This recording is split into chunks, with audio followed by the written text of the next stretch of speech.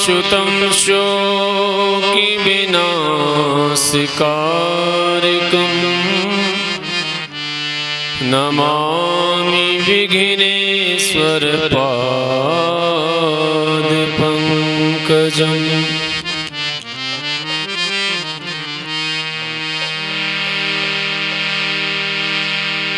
अखण्डमण्डलाकारं व्याप्तं येन चराचरं तत्पदं दर्शितं येन तस्मै श्रीगुरवे।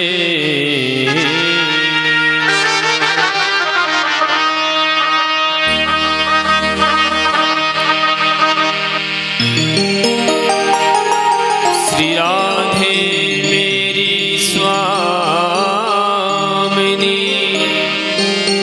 मैं राधे तेरो दास। जन्म जन्म मोहि दीजियो श्री वृंदावन को।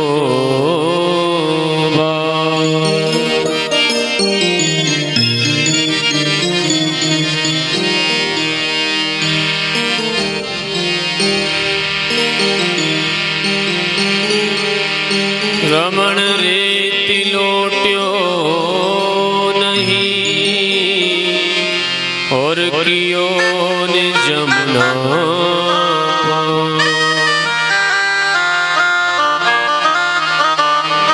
रे नर तू जान्यो नहीं या ब्रज को तत्व महा।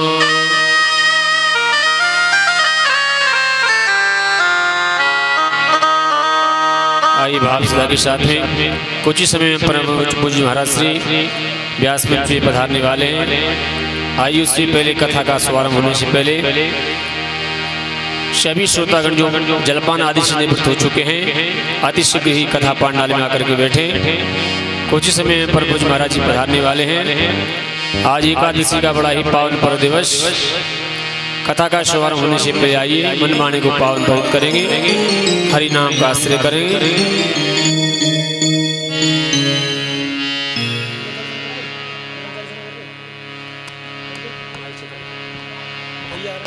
राधे श्याम राधे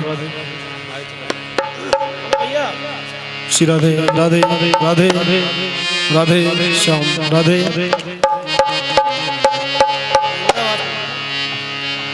राधे श्याम श्री राधे राधे हरि बोल।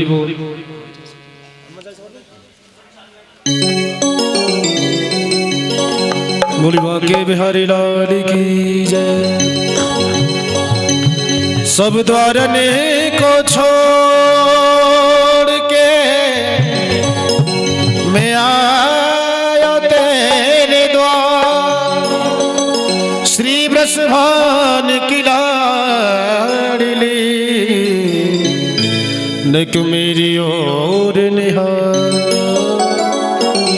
श्री गुरु चरण सरोज रज निज मन मुकुर सुधार। बरनौ रघुबर विमल जसु जोदायक फल चारि। बुद्धिहीन तनु जानिके सुमिरो पवन कुमार।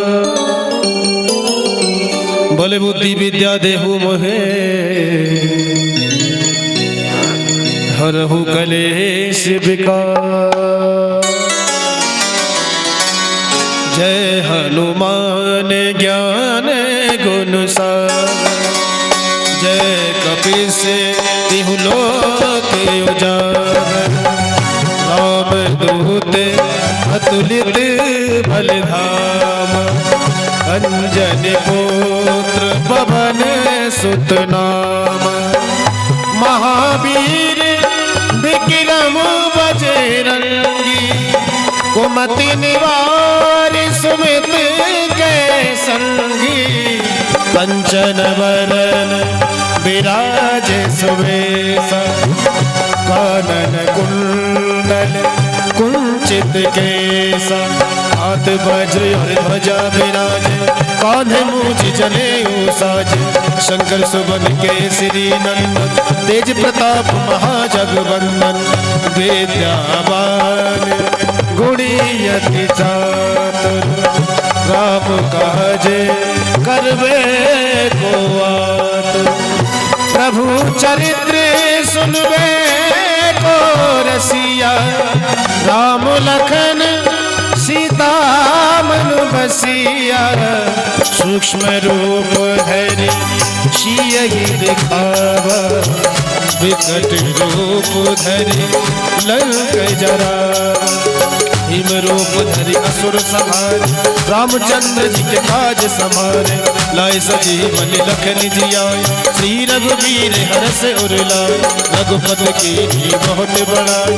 तब मम प्रिय भरतहि सम भाई जैसे बदन तुम रोयस गावे अस कहि श्रीपति कंठ लगावे शनकादिक ब्रह्मादि मुनीषा नारद सारद सहित अहिसायम कुबेर दिगपाल जहाते कवि कोविद कहि सके कहाते तुम उपकार सुग्रीवहि कीन्ही राम मिलाए राजपद दीन्ही तुमरो मंत्र भीषण माना लंकेश्वर भय सब जग जाना जुग सहस्त्र योजन पर भानु लीलो ताहि मधुर फल दानु प्रभु मुद्रिका मेल मुख माही जल दिलांग गए अचरज नाही दुर्गम काज जगत के जेते सुगम अनुग्रह तुमरे तेते आम दुआरे तुम रखवारे होते में आज्ञा बिनु पैसारे सब सुख लगे तुम्हारी सर तुम रक्षक चाहू को डरना आपन तेज समारो आपे तीनों लोग हाकते कांपे भूत पिशाच निकट नहीं आवे महावीर जय नाम सुनावे नाश रोग हरे सब पीरा जपत निरंतर हनुमत वीरा संकट ते हनुमान छुड़ावे मन क्रम वचन ध्यान जो लावे सब पर राम तपस्वी राजा तेरे काज सकल तुम साजा और मनोरथ जो कोई लाभ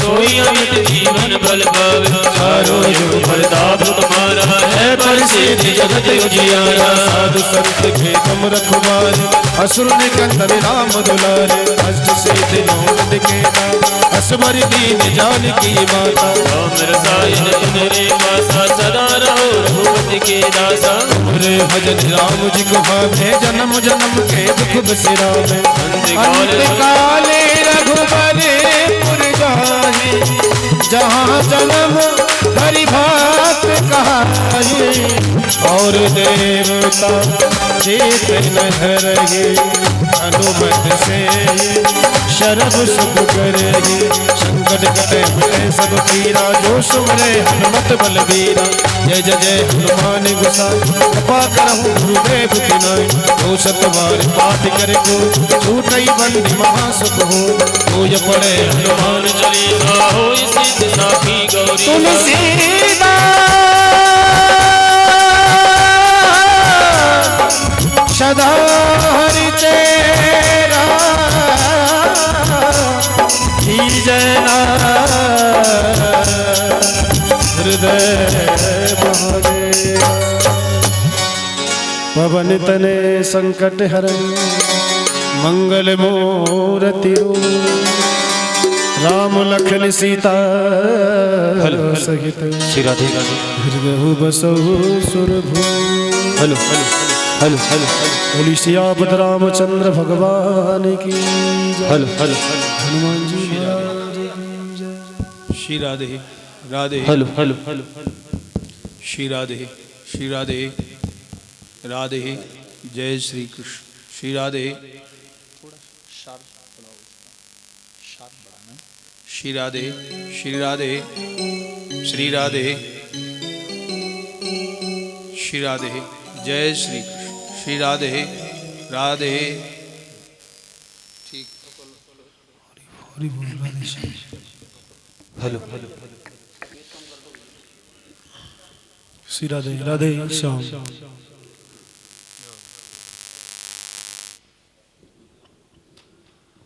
ओम मुलिवा के बिहारी लाल की जय।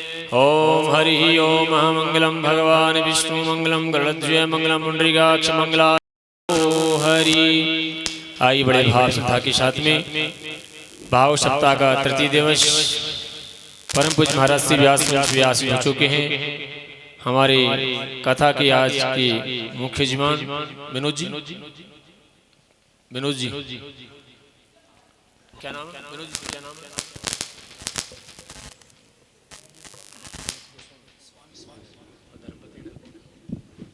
ठीक।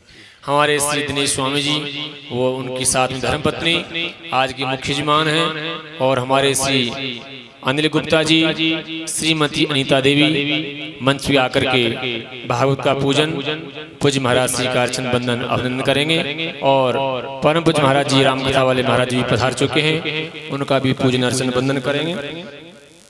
ओम हरि ओम महामंगलम भगवान विष्णु मंगलम गरुड़ध्वज मंगलम पुंडरीकाक्ष मंगलास्तनो हरि।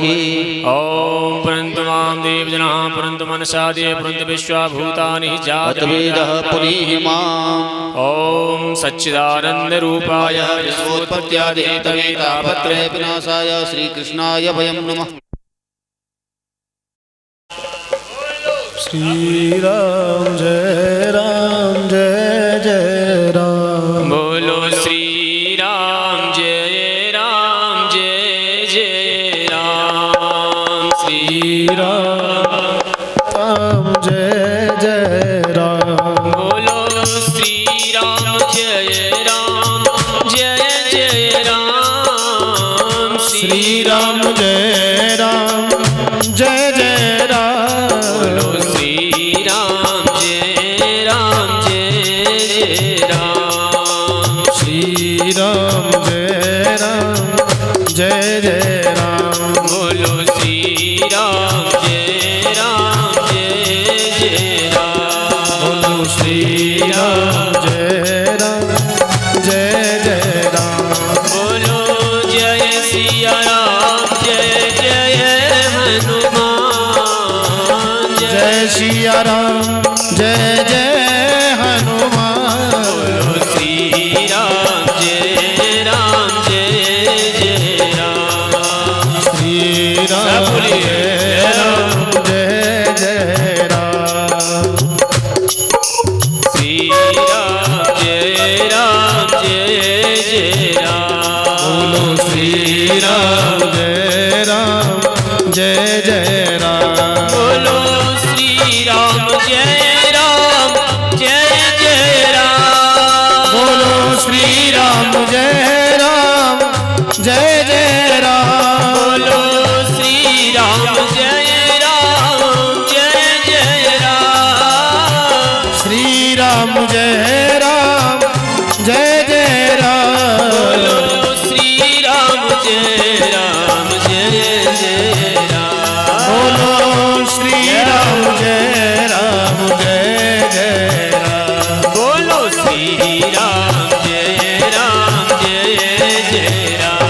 बोलो श्री राम जय राम।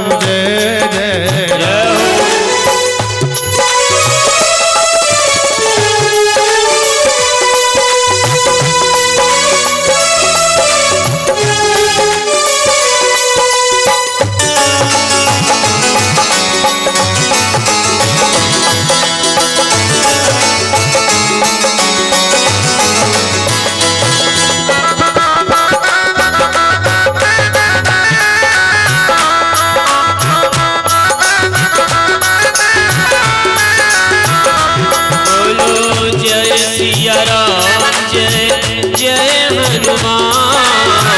जय सिया राम जय हनुमान। श्री राम जय राम।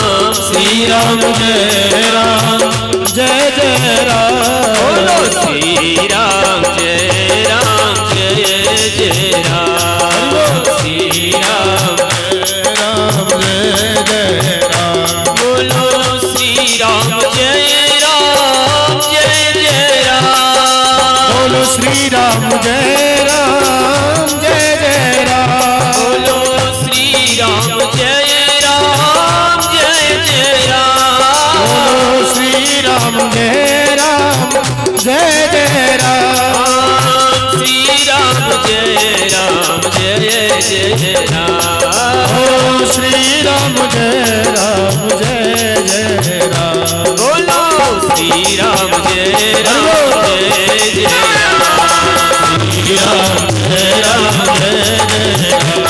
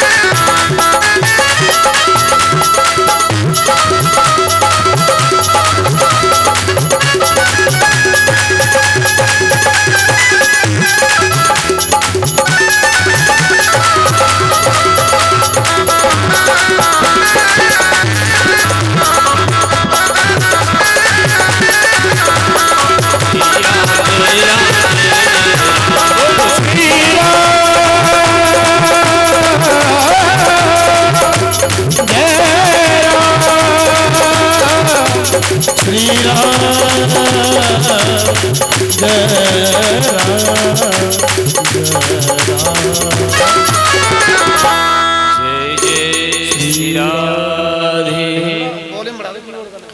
आइए बड़े भाव श्रद्धा के साथ में आप सभी श्री गंधमादन पर्वत के सानिध्य में जहाँ भगवान श्री बद्रीनारायण विराजते हैं, माँ अलकनंदा के पावन चरणों में बैठ करके, भगवान नारायण के चरणों में बैठ करके पितृपक्ष में पूज्य महाराज जी के द्वारा श्रीमद् भागवत कथा और ऋषिकेश से पधारे हुए परम पूज्य महाराज जी के द्वारा श्री राम कथा का आप सभी अलभ्य लाभ प्राप्त कर रहे हैं। आप सभी बड़े परम सौभाग्यशाली हैं, क्योंकि जीवन में ऐसा अवसर बड़े भाग्य से प्राप्त होता है।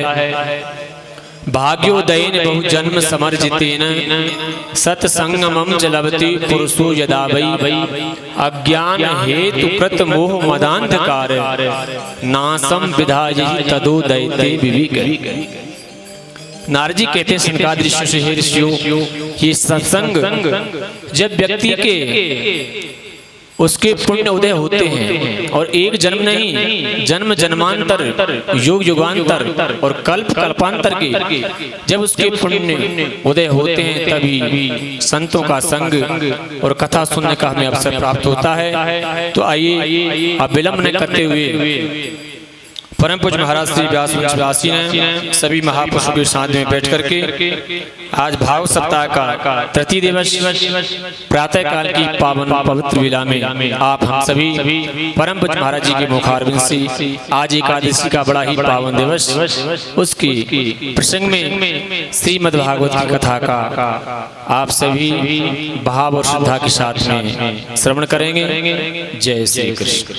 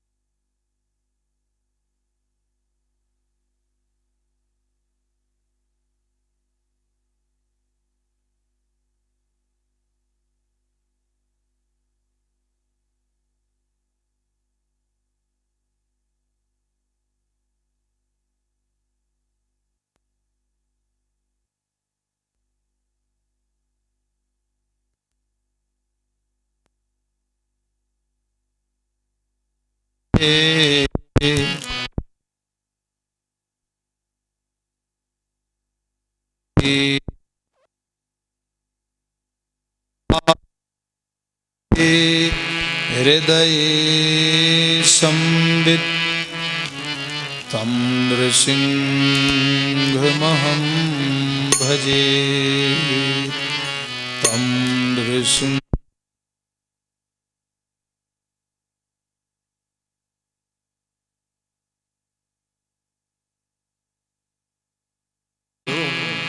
करुणयाः पुराणगुह्यं तं व्यास सूनुमुपयामि गुरुं मुनीनां तं व्यास सूनुमुपयामि गुरुं मुनीनां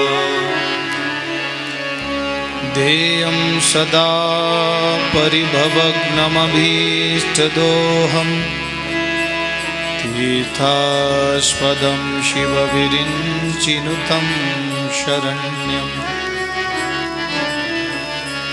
भृत्यार्तिहं प्रणतपालं भवाब्धिपोतं वन्दे महापुरुषते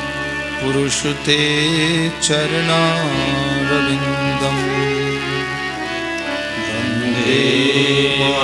महापुरुषते चरणारविन्दम्।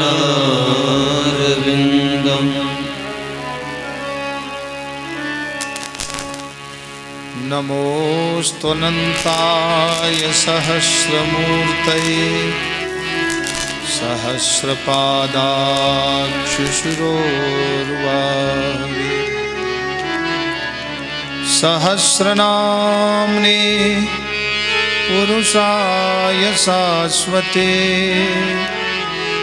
सहस्रकोटि युगधारिणे नमः सहस्रकोटि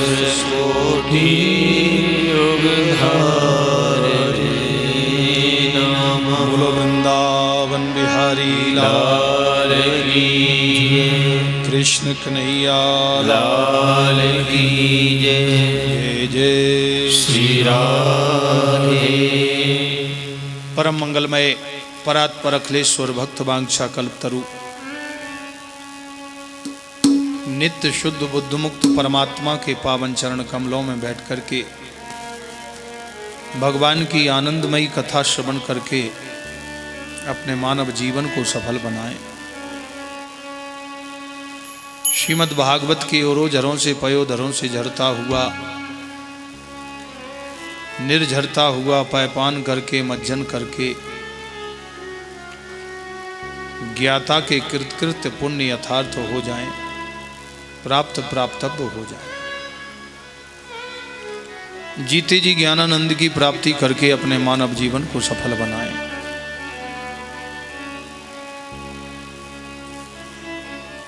व्यासपीठ पर विराजमान मेरे परमाराध्य श्री सद्गुरुदेव भगवान एवं मंच पर विराजमान ऋषिकेश धाम से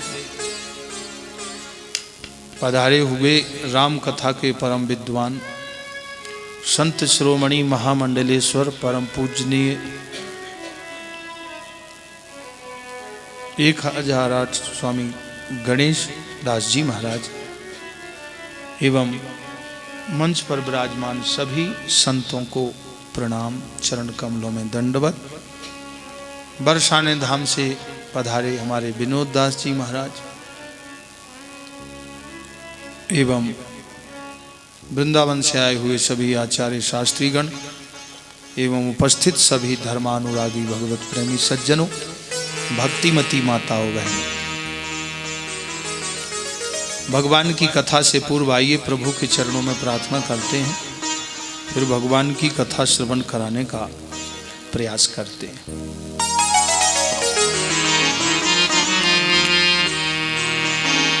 मैं हूँ श्री भगवान का, मेरे श्री भगवान अनुभव यह करते चलो तज ममता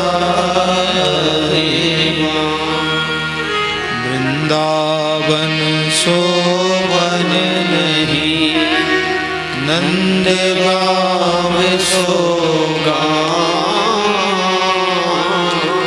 बंसी बट सोबट नहीं कृष्ण नाम सोना वृंदावन के वृक्ष को मरम न जाने को डाल पात मन फूल पड़े श्री राधे राधे हो मैं हूँ श्री भगवान का मेरे श्री भगवान अनुभव यह करते चलो तज ममता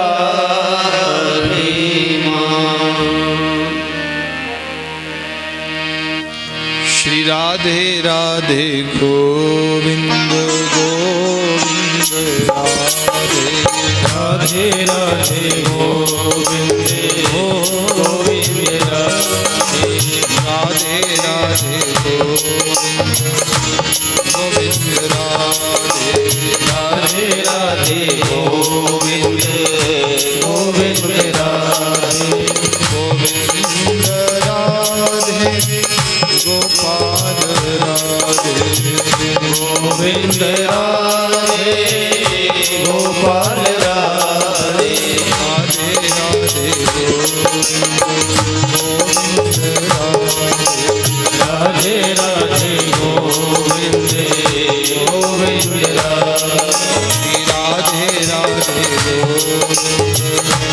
गोविंद राधे राधे गोविंद गोविंद राधे गोविंद राधे गोपाल राधे गोविंद राधे गोपाल राधे गोविंद राधे गोपाल राधे गोविंद राधे गोपाल राधे राधे राधे राधे राधे गोविंद गोविंद राधे राधे राधे राधे राधे गोविंद गोविंद राधे राधे राधे गोविंद राधे राधे राधे गोविंद गोविंद राधे राधे राधे राधे राधे गोविंद गोविंद राधे राधे राधे राधे राधे राधे राधे राधे राधे राधे राधे राधे राधे राधे राधे हरे राधे बद्रीनाथ हरे राधे बद्रीनाथ हरे राधे हरे राधे राधे राधे राधे राधे राधे राधे हरे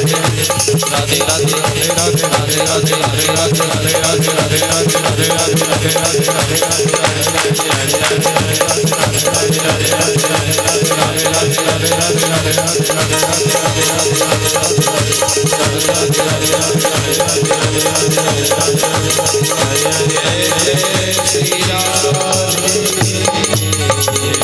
हरे बोलिए बद्रीनाथ भगवान की जय। श्रीमद्भागवत महापुराण की जय। सर्व संत हरि भक्तन की जय। जय जय श्री राधे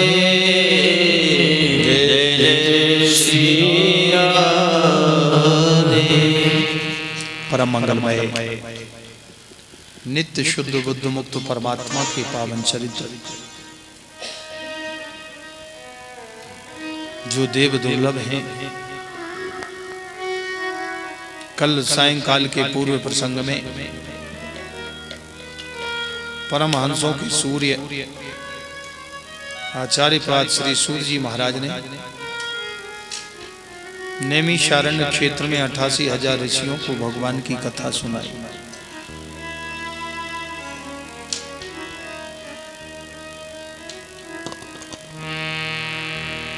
भक्ति ज्ञान विरागाप्तो विवेको वर्धते महान। गंगा जी के तट पर भक्ति ज्ञान वैराग्य के कष्ट का निवारण होगा। परम आनंद और भक्ति को भगवान की प्राप्ति हुई।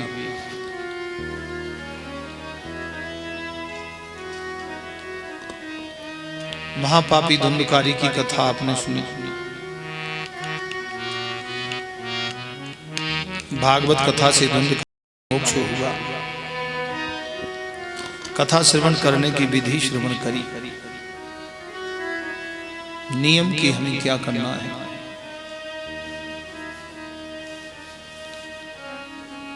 यहां से आगे की कथा प्रारंभ करते हैं। भागवत के प्रथम श्लोक में प्रवेश किया।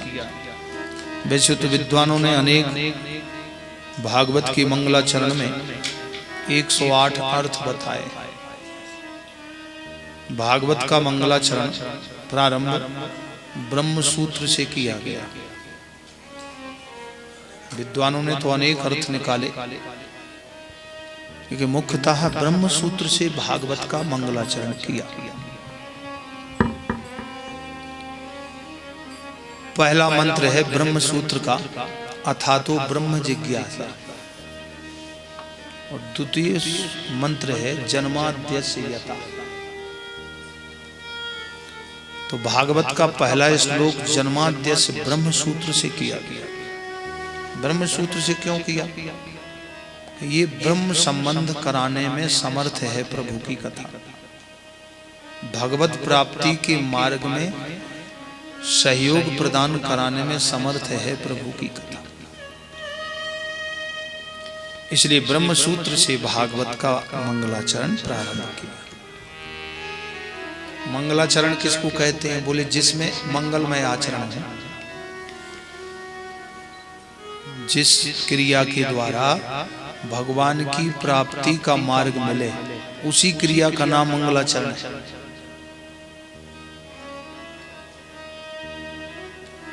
संतों को भोजन भंडारा कराना, भूखे को भोजन देना, ये मंगलाचरण है।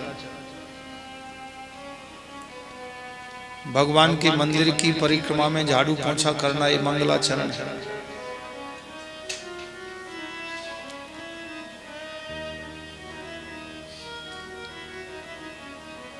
जिस क्रिया में मंगलमय आचरण हो, उसी क्रिया का नाम मंगलाचरण है। तो भगवान के स्वरूप का चिंतन करना ये मंगलाचरण है, क्योंकि भगवान का चिंतन करना मंगलमय होता है। जिसमें मंगलमय आचरण है उसको मंगलाचरण कहते हैं।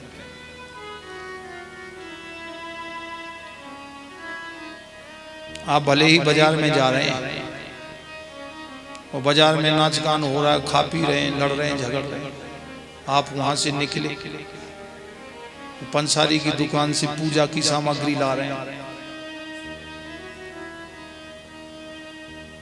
तो वो सामग्री लाना भी मंगलाचरण हो गया। क्योंकि पूजा किसकी करने जा रहे हैं? भगवान की। किसके लिए? भगवान के लिए। आप आटा खरीदने जा रहे हैं, कथा हो रही है, भागवत कथा, आटा चाहिए, मैदा चाहिए जलेबी के लिए,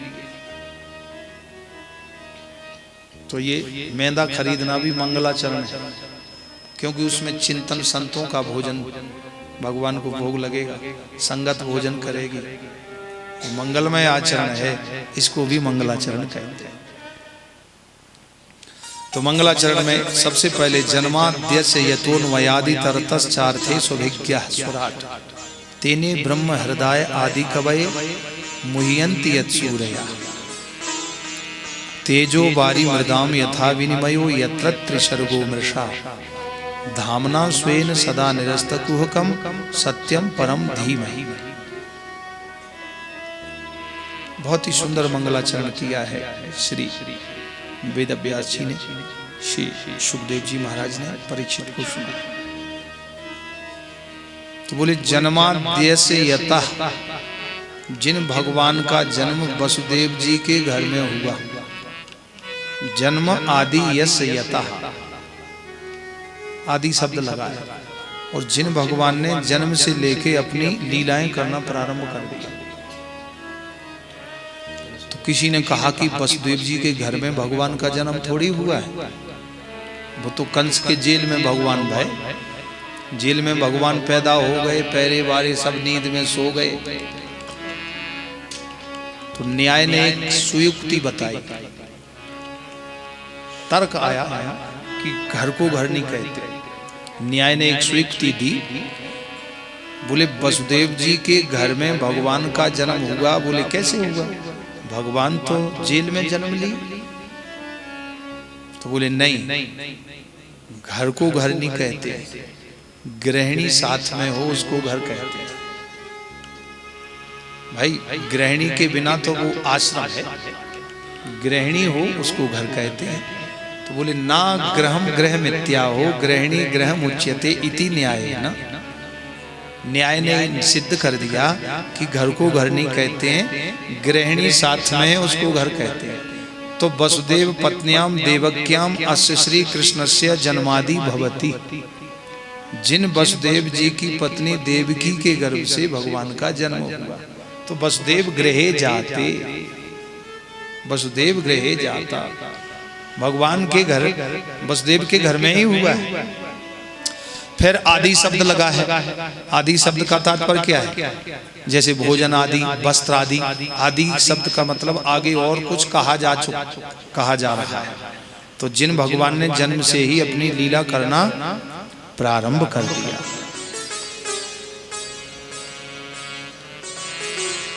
माता देव की वसुदेव जी को चतुर्भुज रूप का दर्शन करा देना, उनको कहना कि हमें गोकुल ले जाओ, वहां से कन्या को ले आओ। ये वसुदेव जी को पता थोड़ी था, भगवान ने ही तो कहा है चतुर्भुज रूप धारण करके।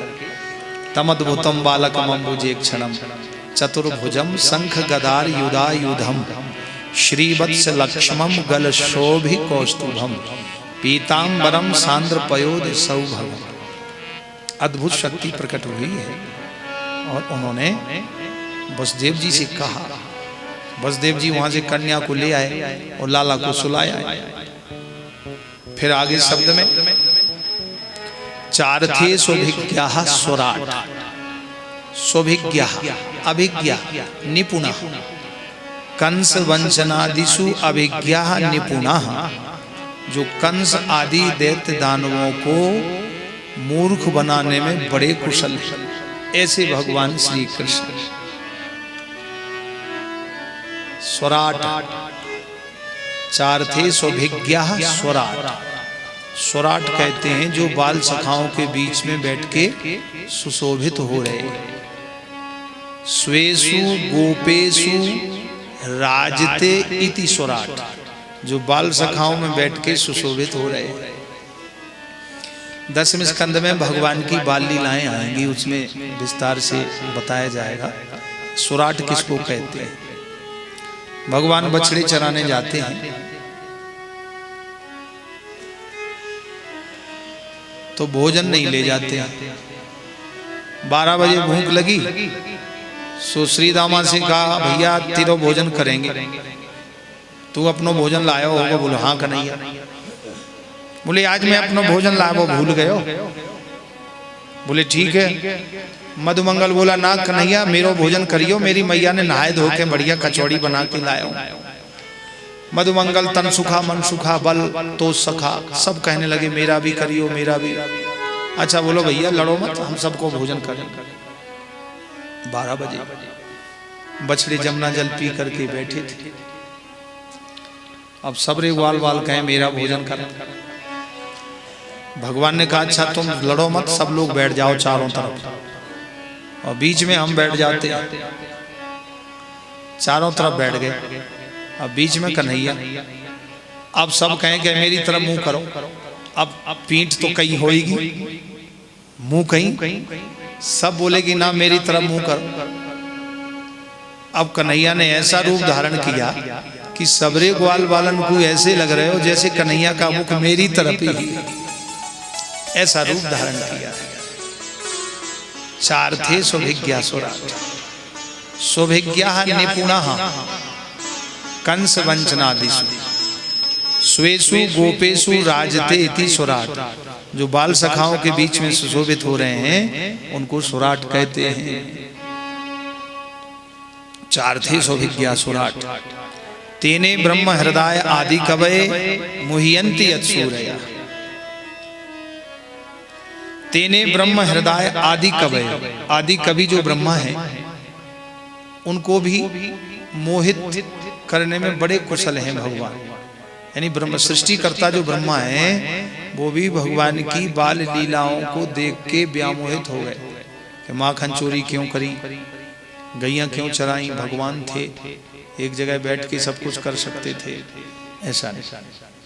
मुह्यन्ति यत्सूरया। और ब्रह्मा जी की तो बात क्या है, बड़े बड़े संत विद्वान भी, तत्वज्ञानी ब्रह्मवेत्ता भी व्यामोहित हो जाते हैं। ऐसा चमत्कार कन्हैया की कथा लीला का।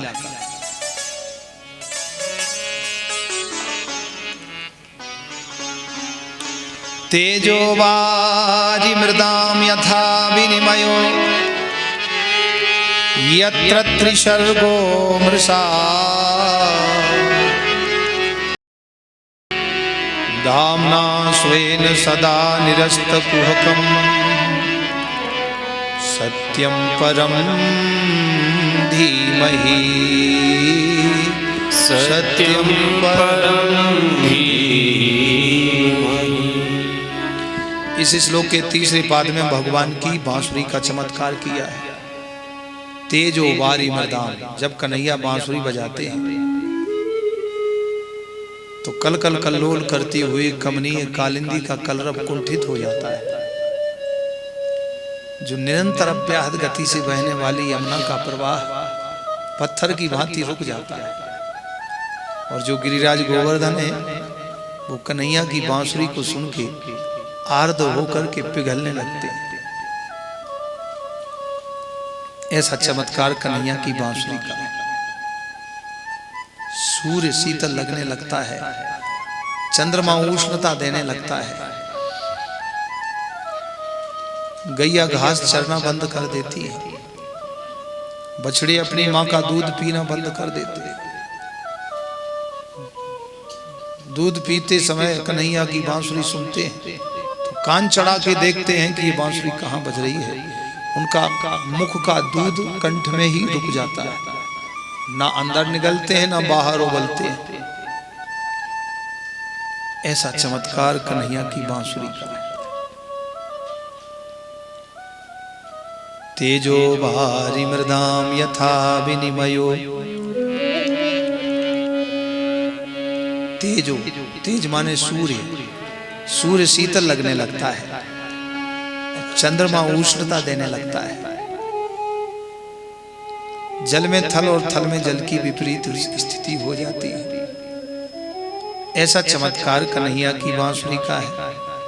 तेजो भारी मृदाम यथा विनिमयो यत्र त्रिसर्गो मृषा दाम्ना स्वेन सदा निरस्तकुहकं सत्यं परं धीमहि सत्यं परं धीमहि। धाम्ना स्वेन सदा निरस्तकुहकं,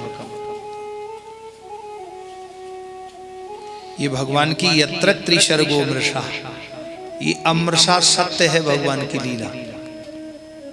यत्र त्रिसर्गो मृषा, ये त्रिसर्ग लीला अमृषा सत्य है। कौन कौन सी त्रिसर्ग? भगवान पृथ्वी पर, श्री कृष्ण पृथ्वी पर 125 वर्ष रहे। 11 साल गोकुल और वृंदावन, और 14 साल मथुरा, 25 और 100 वर्ष द्वारिका। ये त्रिविध लीलाएं भगवान ने सत्य करके कही। यत्र त्रिशर्गो मृषा, ये अमृषा सत्य है। ऐसे भगवान श्री कृष्ण ने त्रिविध लीलाएं की हैं। धामना स्वेन सदा निरस्तकुहकम सत्यम परम धीमहि, सत्यम परम धीमहि। धामना स्वेन सदा निरस्त कुहकम, जो भगवान अपने प्रकाश के प्रकाश से प्रकाशित हैं। स्वेन धामना, उनको किसी के पावर हाउस से कनेक्शन लेने की जरूरत नहीं। जिन भगवान ने अपने प्रकाश के प्रकाश से निरस्त कुहकम, बड़े बड़े अघासुर, बकासुर, सक्टासुर, पूतना, धेनुकासुर, व्योमासुर, केसी, बड़े बड़े राक्षसों के कपट को ध्वस्त कर दिया, निरस्त कर दिया। ऐसे निरस्त कुहकम सत्यम परम धीमहि, ऐसे सत्य स्वरूप परमात्मा भगवान श्री कृष्ण के पावन चरण कमलों में धीमहि ध्यायेम, हम सब मिलकर के ध्यान करते हैं। बोलो राधा कृष्ण भगवान की जय। सत्यम परम धीमहि कहा। किसी ने कहा कि सत्यम परम धीमहि क्यों कहा? अरे भगवान श्री कृष्ण का कथामृत है, कृष्ण की कथा है, तो कृष्णम परम धीमहि कहते। बोले नहीं, कृष्णम परम धीमहि कहते तो इसमें संप्रदायवाद हो जाता। कृष्ण भक्त कहते हमारा ग्रंथ है, हम किसी को नहीं पढ़ने देंगे, ना कथा सुनाएंगे। तो बोले राम का नाम लिख देते, रामम परम धीमहि। तो बोले फिर राम वाले कहते कि हमारा ग्रंथ है, तो बोले शिव जी का लिख देते, शिवम परम धीमहि। शिव जी वाले कहते हमारा ग्रंथ किसी को नहीं देंगे। बोले भगवान की कथा तो जोड़ने के लिए है, तोड़ने के लिए नहीं। इसलिए शिव भी सत्य हैं, राम भी सत्य हैं और कृष्ण भी सत्य हैं। इसलिए सत्य की दुहाई दी है, सत्य की वंदना की है। अब जिसका जो इष्ट है, अपने इष्ट का ध्यान करके भगवान की कथा सुने, क्योंकि भगवान की कथा सबके लिए है। जैसे भगवान सबके लिए हैं, वैसे उनकी कथा भी सबके लिए। भगवान के चरणों में और भगवान की कथा में कोई संप्रदायवाद नहीं, कोई वर्ण विशेष की बात नहीं, किसी अवस्था विशेष की बात नहीं। ये तो मानव मात्र के कल्याण के लिए है। अब मानव वो किसी भी जाति का हो, किसी भी धर्म का हो, कोई भी हो, मानव मात्र के कल्याण के लिए भागवत कथा है। सबको सुनने का अधिकार है। इसलिए सत्य की वंदना की। और तो और सत्य ही सार्वभौम है, क्योंकि सत्य सर्वव्यापक है, विभु। तो सत्य की वंदना की, क्योंकि सत्य की ही हमेशा विजय होती है। सत्यमेव जयते, ट्रुथ ऑलवेज विंस। हमेशा सत्य की विजय होती है। तो सत्यम परम धीमहि कहा। और तो और चोर लोग जो चोरी करते हैं, वो भी सत्य की दुहाई देते हैं। प्रेम से बोलो राधे राधे। ऐसे 4 लोग चोरी करने गए, उन्होंने खूब सारा धन लूटा, सोना चांदी, हीरे। एक गन्ने के खेत में जाके बैठ गए लूट के। बोले भाई देखो, संसार के लिए हम बड़े ठगिया हैं, चोर हैं, झूठा है, लेकिन यहाँ सब 1/4 सत्य सत्य कह करके हिस्सा बांटो। सुई की नुक्की के बराबर भी कोई ज्यादा नहीं लेगा। तो सत्य की वंदना वो भी करते हैं, क्योंकि सत्य की हमेशा विजय होती है। तो 1/4 सत्य सत्य हिस्सा बांटो। वो चोर सत्संगी थे, इसलिए वो सत्य सत्य बांट लिए, नहीं तो आपस में लड़ झगड़ जाते हैं। ऐसे 4-5 चोर जो है चोरी करने गए। चोरी करने गए, अब चोर की कथा है तो चोरों की भी कथा पहले हो गई।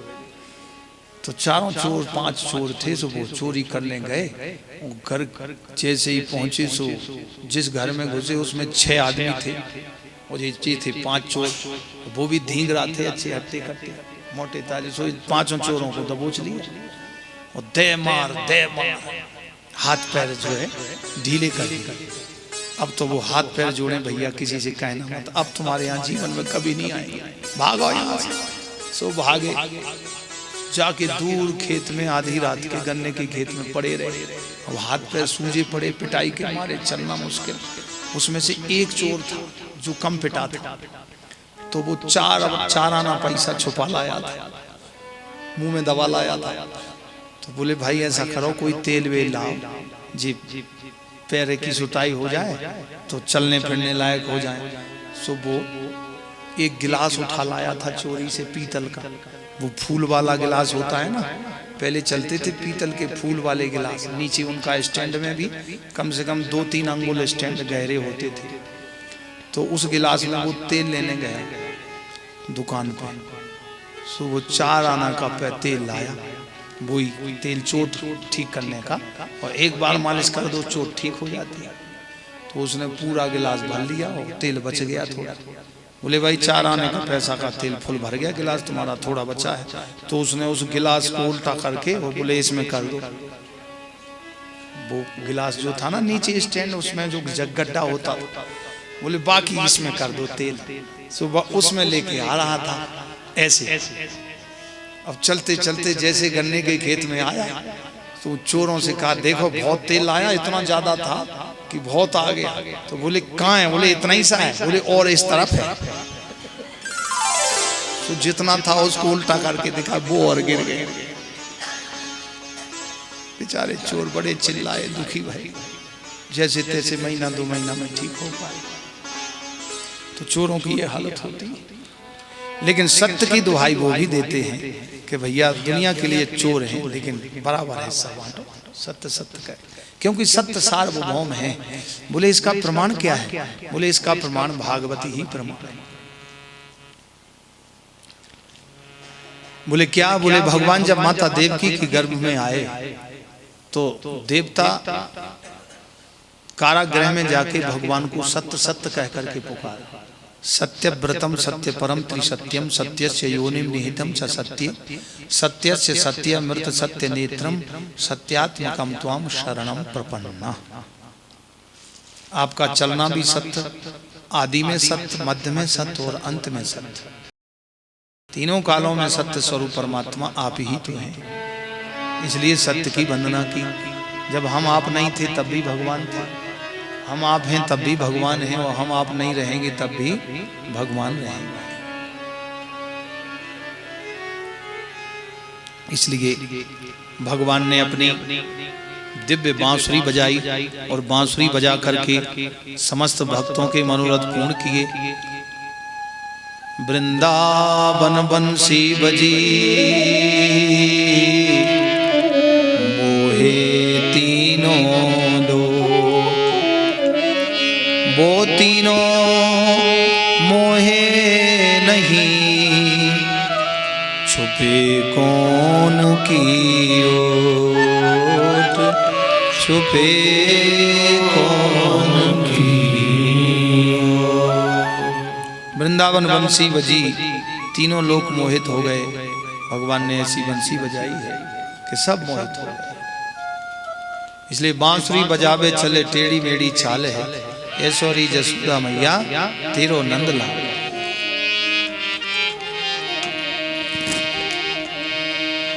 ऐसी अद्भुत बांसुरी भगवान बजाते हैं, सब अपनी अपनी चाल भूल जाते हैं और भगवान की शरणागति में बांसुरी के साथ नृत्य करने लगते हैं। बांसुरी बजावे चले टेढ़ी मेढ़ी चाल है, बांसुरी बजावे चले टेढ़ी मेढ़ी चाल है, ऐश्वरी जसोदा मैया तेरो नंद लाल, ऐश्वरी जसोदा मैया तेरो नंद लाल। बांसुरी बजावे चले टेढ़ी मेढ़ी चाल है, बांसुरी बजावे चले टेढ़ी मेढ़ी चाल है, ऐश्वरी जसोदा मैया तेरो नंद लाल है, ऐश्वरी जसोदा मैया तेरो नंद लाल है। ताली बजा के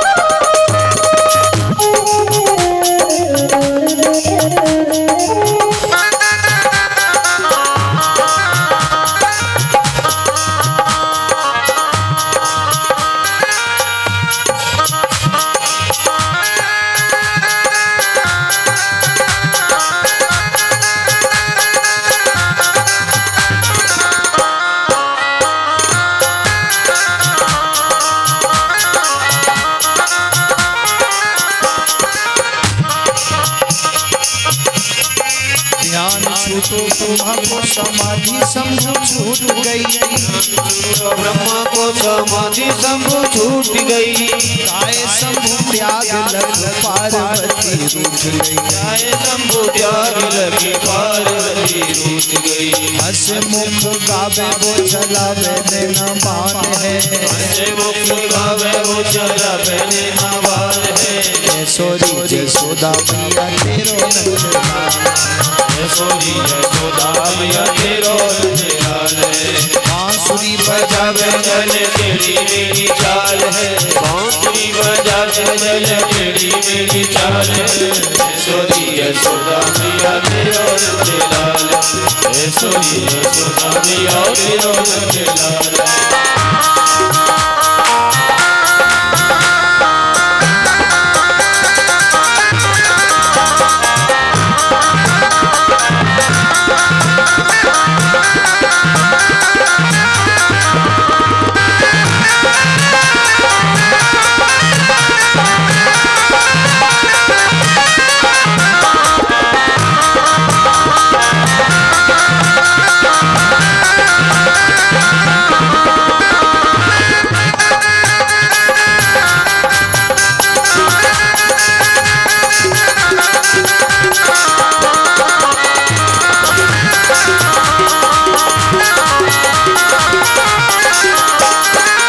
ग्वालों को लेके कान्हा गैया चराता है, लूटे लूटे दही माखन चुराता है, लूटे दही माखन चुराता है, लूटे लूटे दही माखन चुराता है, लूटे लूटे दही माखन चुराता है। हंस मुख गावे वो चलावे न मान है, हंस मुख गावे वो चलावे न मान है। यशोरी यशोदा मैया तेरो नंदलाल, यशोरी यशोदा मैया तेरो नंदलाल है। बांसुरी बजावे चले टेढ़ी मेरी चाल है, बांसुरी बजावे चले टेढ़ी मेरी चाल है। यशोरी यशोदा मैया तेरो नंदलाल, यशोरी यशोदा मैया तेरो नंदलाल है।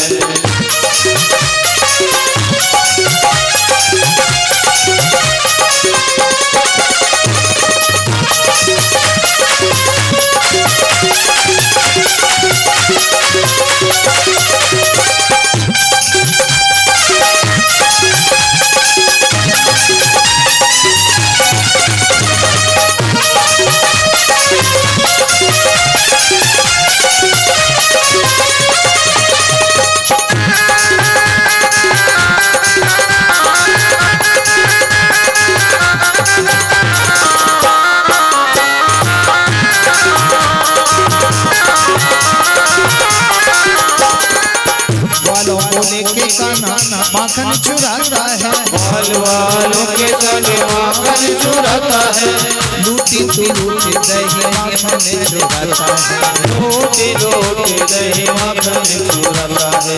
हंस मुख गावे वो चलावे न मान है, हंस मुख गावे वो चलावे न मान है। यशोरी यशोदा मैया तेरो नंदलाल, यशोरी यशोदा मैया तेरो नंदलाल। बांसुरी बांसुरी बजावे चले टेढ़ी मेरी चाल है, बांसुरी बजावे चले टेढ़ी मेरी चाल है। यशोदा मैया तेरो नंदलाल, यशोरी यशोदा मैया तेरो नंदलाल।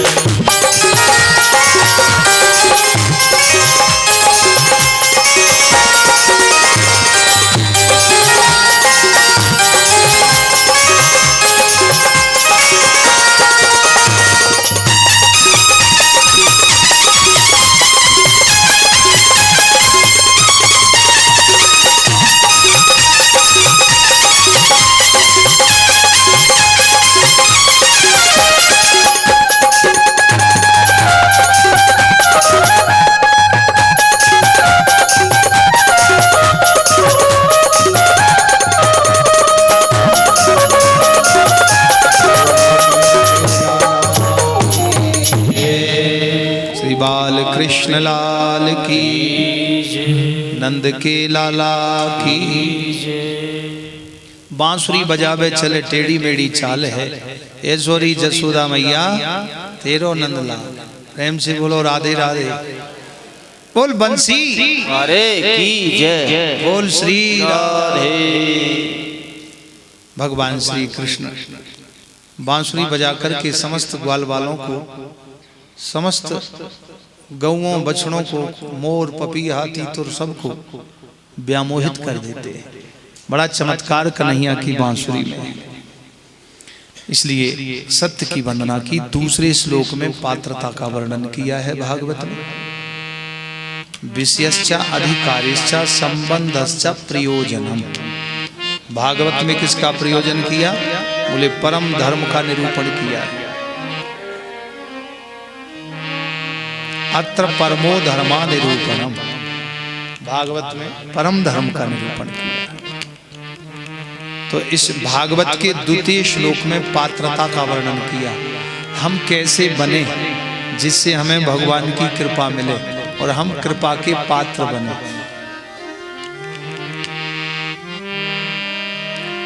धर्मः प्रोजित कैतवोत्र परमो निर्मत्सराणां सताम्। वेद्यं वास्तवमत्र वस्तु शिवदम् तापत्रयोन्मूलनम्।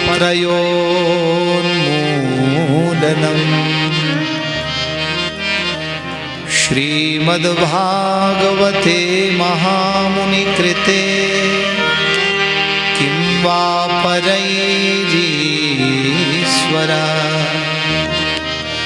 सत्यो हृदयवरुध्यते प्रकृतिभिः शुश्रूषुभिस्तत्क्षणात्।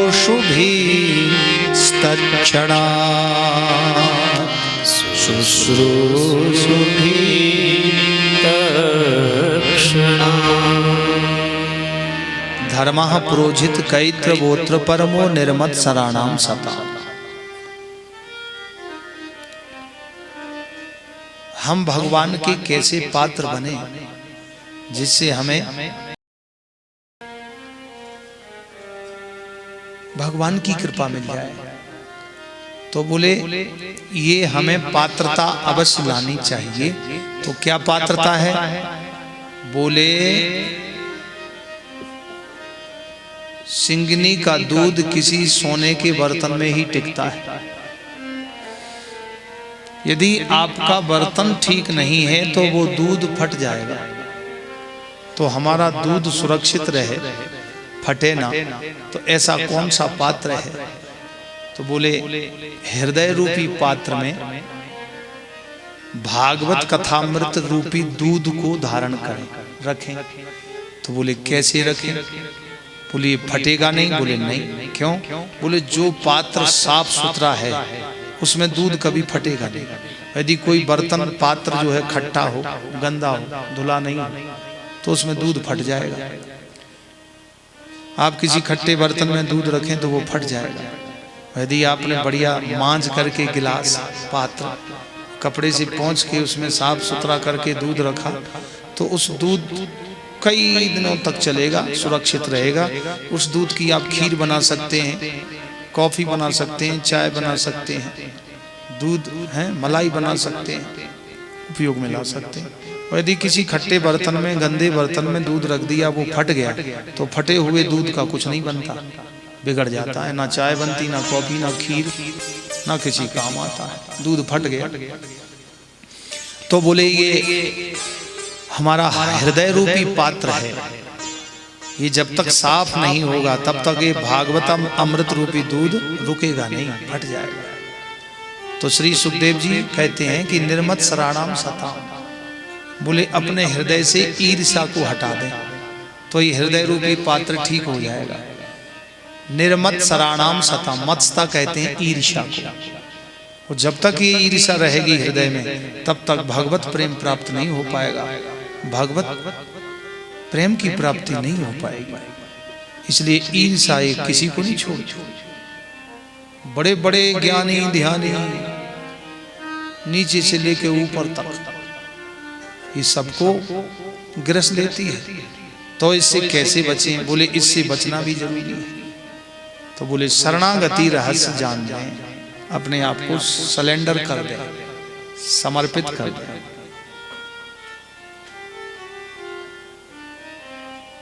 राम कथा में कथा आती है सुंदरकांड में, महाराज जी सुनाएंगे, बहुत अच्छी कथा सुनाते हैं। तो राम कथा में श्री हनुमान जी को जब श्री रघुनाथ जी ने भेजा, पाछे पवन तनय सिर नावा, और देखिए जामबान थे, गबगबाक्ष दधि मुख के हरि सुग्रीव अंगद, किसी को मुद्रिका नहीं दी भगवान, हनुमान जी को दी, प्रभु मुद्रिका मेली मुख माई। अरे उससे पहले हनुमान जी तो ताकत में भी आगे थे और बूढ़े थे, मतलब बड़े समझदार थे, कहते कि तुम ले जाओ अंगूठी, उनको नहीं दी। पाछे पवन तनय सिर नावा, बोले जो धैर्य है तितिक्षावान है उसको ही दे सकते। तो हनुमान जी गए माता सीता का पता लगाने, माता सीता पता लगाने के लिए गए तो उनको कई देवियों से भेंट करने पड़ी। सबसे पहले तो माता जी मिल गई, सुरसा नाम है इनकी माता। देखें ये हनुमान जी रघुनाथ जी का काम करने में समर्थ हैं कि नहीं है। सो सुरसा ने जस जस सुरसा बदन बढ़ावा, तास दून कपि रूप दिखावा, कंपटीशन चला।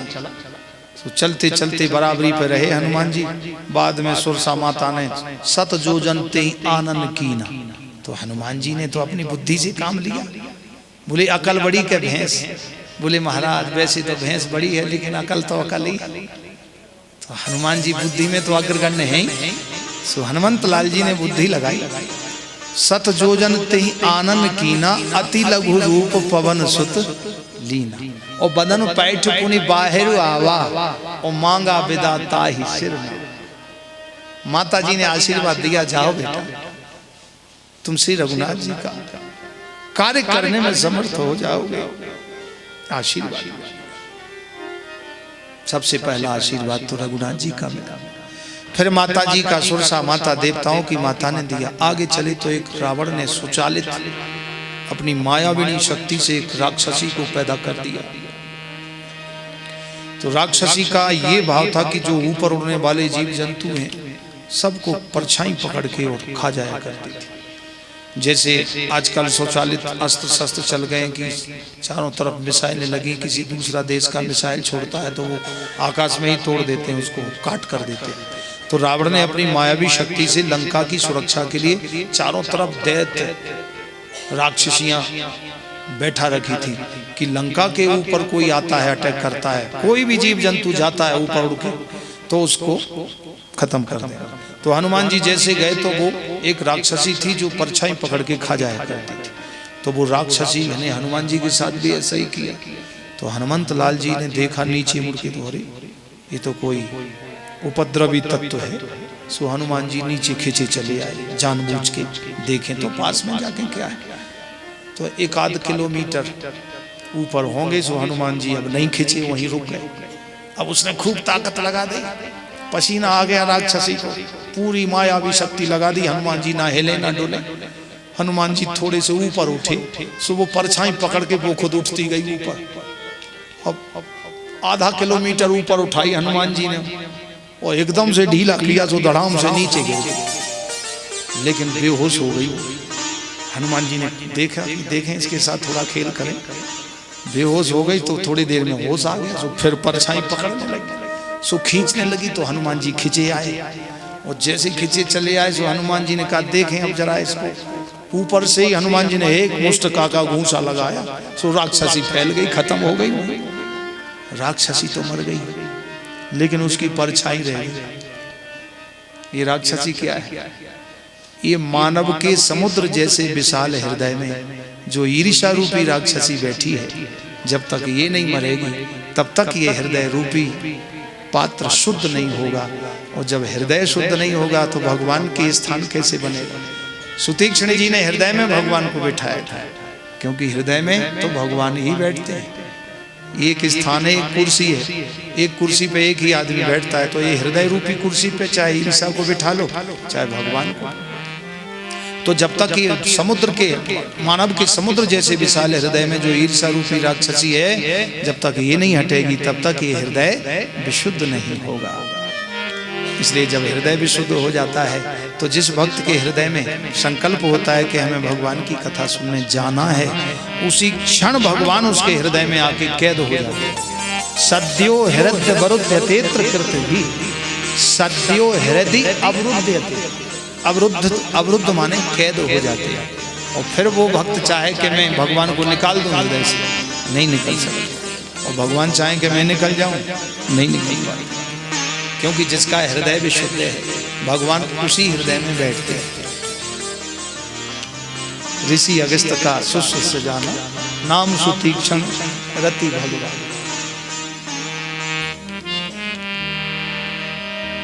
तो विशुद्ध हृदय में भगवान आ जाते हैं। तो जब भगवान चाहे कि मैं निकलूं हृदय से, नहीं निकल पाते, और भक्त चाहे कि मैं निकाल दूं, नहीं निकाल पाते। ऐसे गोपी जमुना जी के किनारे बैठी, जमुना जी के किनारे बैठी 1 घंटा हो गया, 2 घंटा हो गया। नारद जी आकाश रूप में मार्ग से देख रहे थे कि जी गोपी 2 घंटा से बैठी है, 3 गागर रखे पानी की, और ये पता नहीं या तो सास से लड़के आई होगी या सास ने मारा होगा। अक्सर कछु बात होए तो सास बहू पर बात आती, होता भी है, लेकिन सब जगह नहीं होता। अब नारद जी ने सोचा हो सकता है या पति से रूठ के आई होगी, या यहाँ क्यों बैठी 2 घंटा से। सो नारद जी आए, तो गोपी से कहा, गोपी क्या बात है, तुम क्यों बैठी हो यहाँ, तुम्हें अपने घर का काम नहीं करना है? 3 गागर पानी की भरे रखी जमुना तट पे। गोपी की बात सुन के नारद जी चकित रह गए। बाबा, मैं ना तो रूठ के आई, ना हमारे घर वालन ने हमें कोई परेशान करे, मैं तो जा जमुना ते प्रार्थना कर रही हूँ। कहा, बोले जमुना ते कह रही हूँ कि जमुना पटरानी, तू तो कृष्ण की पटरानी है, या कन्हैया को अपने पास धर राख, जाने मेरे घर को काम काज बंद कर रखे हुए, या कि मारे में काम काज ना कर पाऊं, ये मेरे हृदय से ना निकले, या सो मेरे हृदय से तू ले ले, जमुना अपने संग में रख ले, मैं प्रार्थना कर रही हूँ नारद बाबा। नारद जी बोले, धन्य है गोपी, बड़े बड़े तपस्वी मनस्वी, सारा जगत त्रिभुवन जिस परमात्मा की चरण रज को चाहता है, और वो तुम्हारे हृदय से नहीं निकल रहे। धन्य है गोपी तेरी भक्ति, प्रणाम करके चले गए। तो ये है, जब जिसका हृदय विशुद्ध हो जाता है तो भगवान हृदय से नहीं निकलते। इसलिए गोपी ने बहुत प्रार्थना करी, भगवान नहीं निकलते, क्योंकि जिस हृदय में ईर्ष्या नहीं है ये किसी को नहीं छोड़ती। बड़े बड़े ज्ञानी ध्यानी, अरे बोले कल तो हमारे से उधार मांगता था, आज इतना बड़े पैसे वाला हो गया। जो ही अपने से ऊपर उठता हुआ देखा, सो ही उसकी परछाई पकड़ के खींचना और गिराना शुरू किया। इसी वृत्ति का नाम है ईर्ष्या। जब तक ये ईर्ष्या नहीं हटेगी हृदय से, तब तक कृष्ण प्रेम, भगवत प्रेम नहीं हो। अरे कल तो ऐसा था, उसको कारोबार कुछ भी नहीं था और 2 रुपए के लिए भी तरसता था, आज इतना बड़ा कारोबार। उसका ऐसा काम क्यों नहीं किया जाए, इसलिए ऐसा होता है। ऊपर उड़ने वाले जीव जंतु की परछाई पकड़ के वो राक्षसी खा जाती थी ना, ऐसे ही ईर्ष्या ही राक्षसी है। जो ही ऊपर उठा अपनी बराबरी का, सो उसको देखा, इसको चित्त करो, पट को नीचे। इसी वृत्ति का नाम ईर्ष्या है। जब तक ये नहीं हटेगी तब तक कृष्ण प्रेम भक्ति में मन लगेगा ही नहीं। और जब जिसके हृदय में ये भाव आ जाए, अरे भैया बड़ी मेहनत करी, कितना गरीब था, इतनी मेहनत करी, उसकी मेहनत रंग लाई, वो आज तरक्की की है, और उसकी तरक्की हो, यदि हमारा भी सहयोग चाहे तो मैं भी दूं, उसकी और तरक्की हो जाए। ऐसा भाव जिसके हृदय में आ जाए, उसी क्षण भगवान उसके हृदय में आ जाते हैं और उसके साथ रहते हैं। निर्मत्सरा नाम सता, निर्मत्सरा नाम सता, वेद्यं वास्त्रवमत्र वस्तु शिवदं तापत्रयोन्मूलनं, श्रीमद्भागवते महामुनिकृते किं वा परैरीश्वरः, सद्यो हृद्यवरुध्यते कृतभिः शुश्रूषुभिः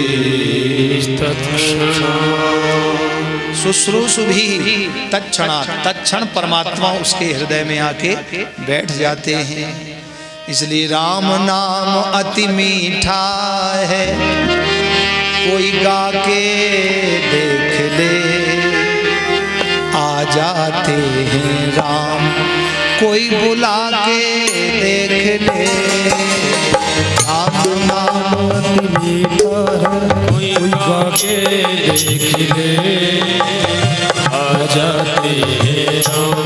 कोई बुला के देख ले, राम नाम अति मीठा है, कोई गा के देख ले, आ जाते हैं राम। कोई बुला के देख ले।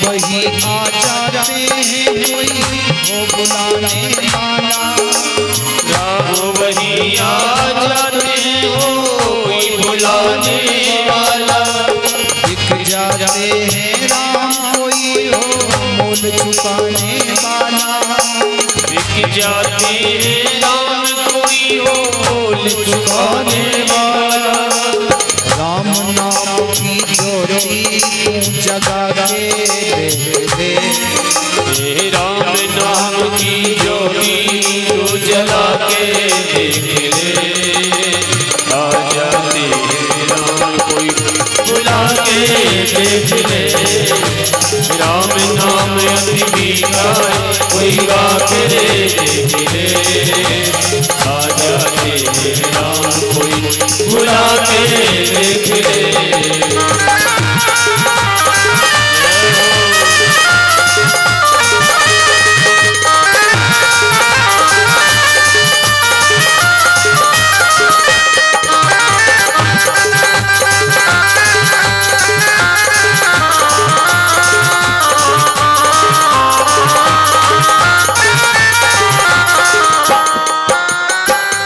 जिस घर में अभिमान भरा मेहमान कहाँ से आए, घर में अभिमान भरा मेहमान कहाँ से आए, जिस दिल में अभिमान भरा भगवान कहाँ से आए, जिस दिल में अभिमान भरा मेहमान कहाँ से आए,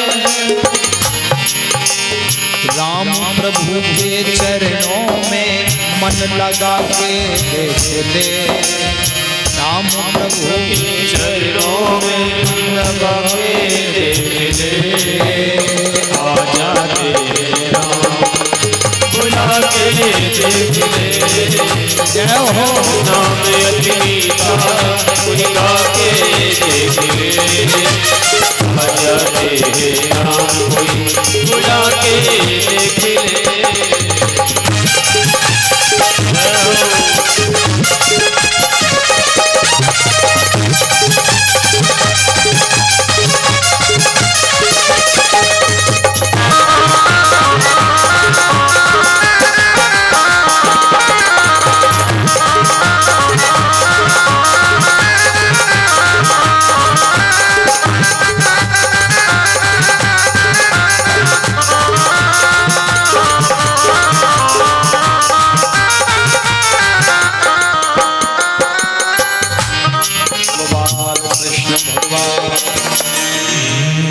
जय जय श्री राधे।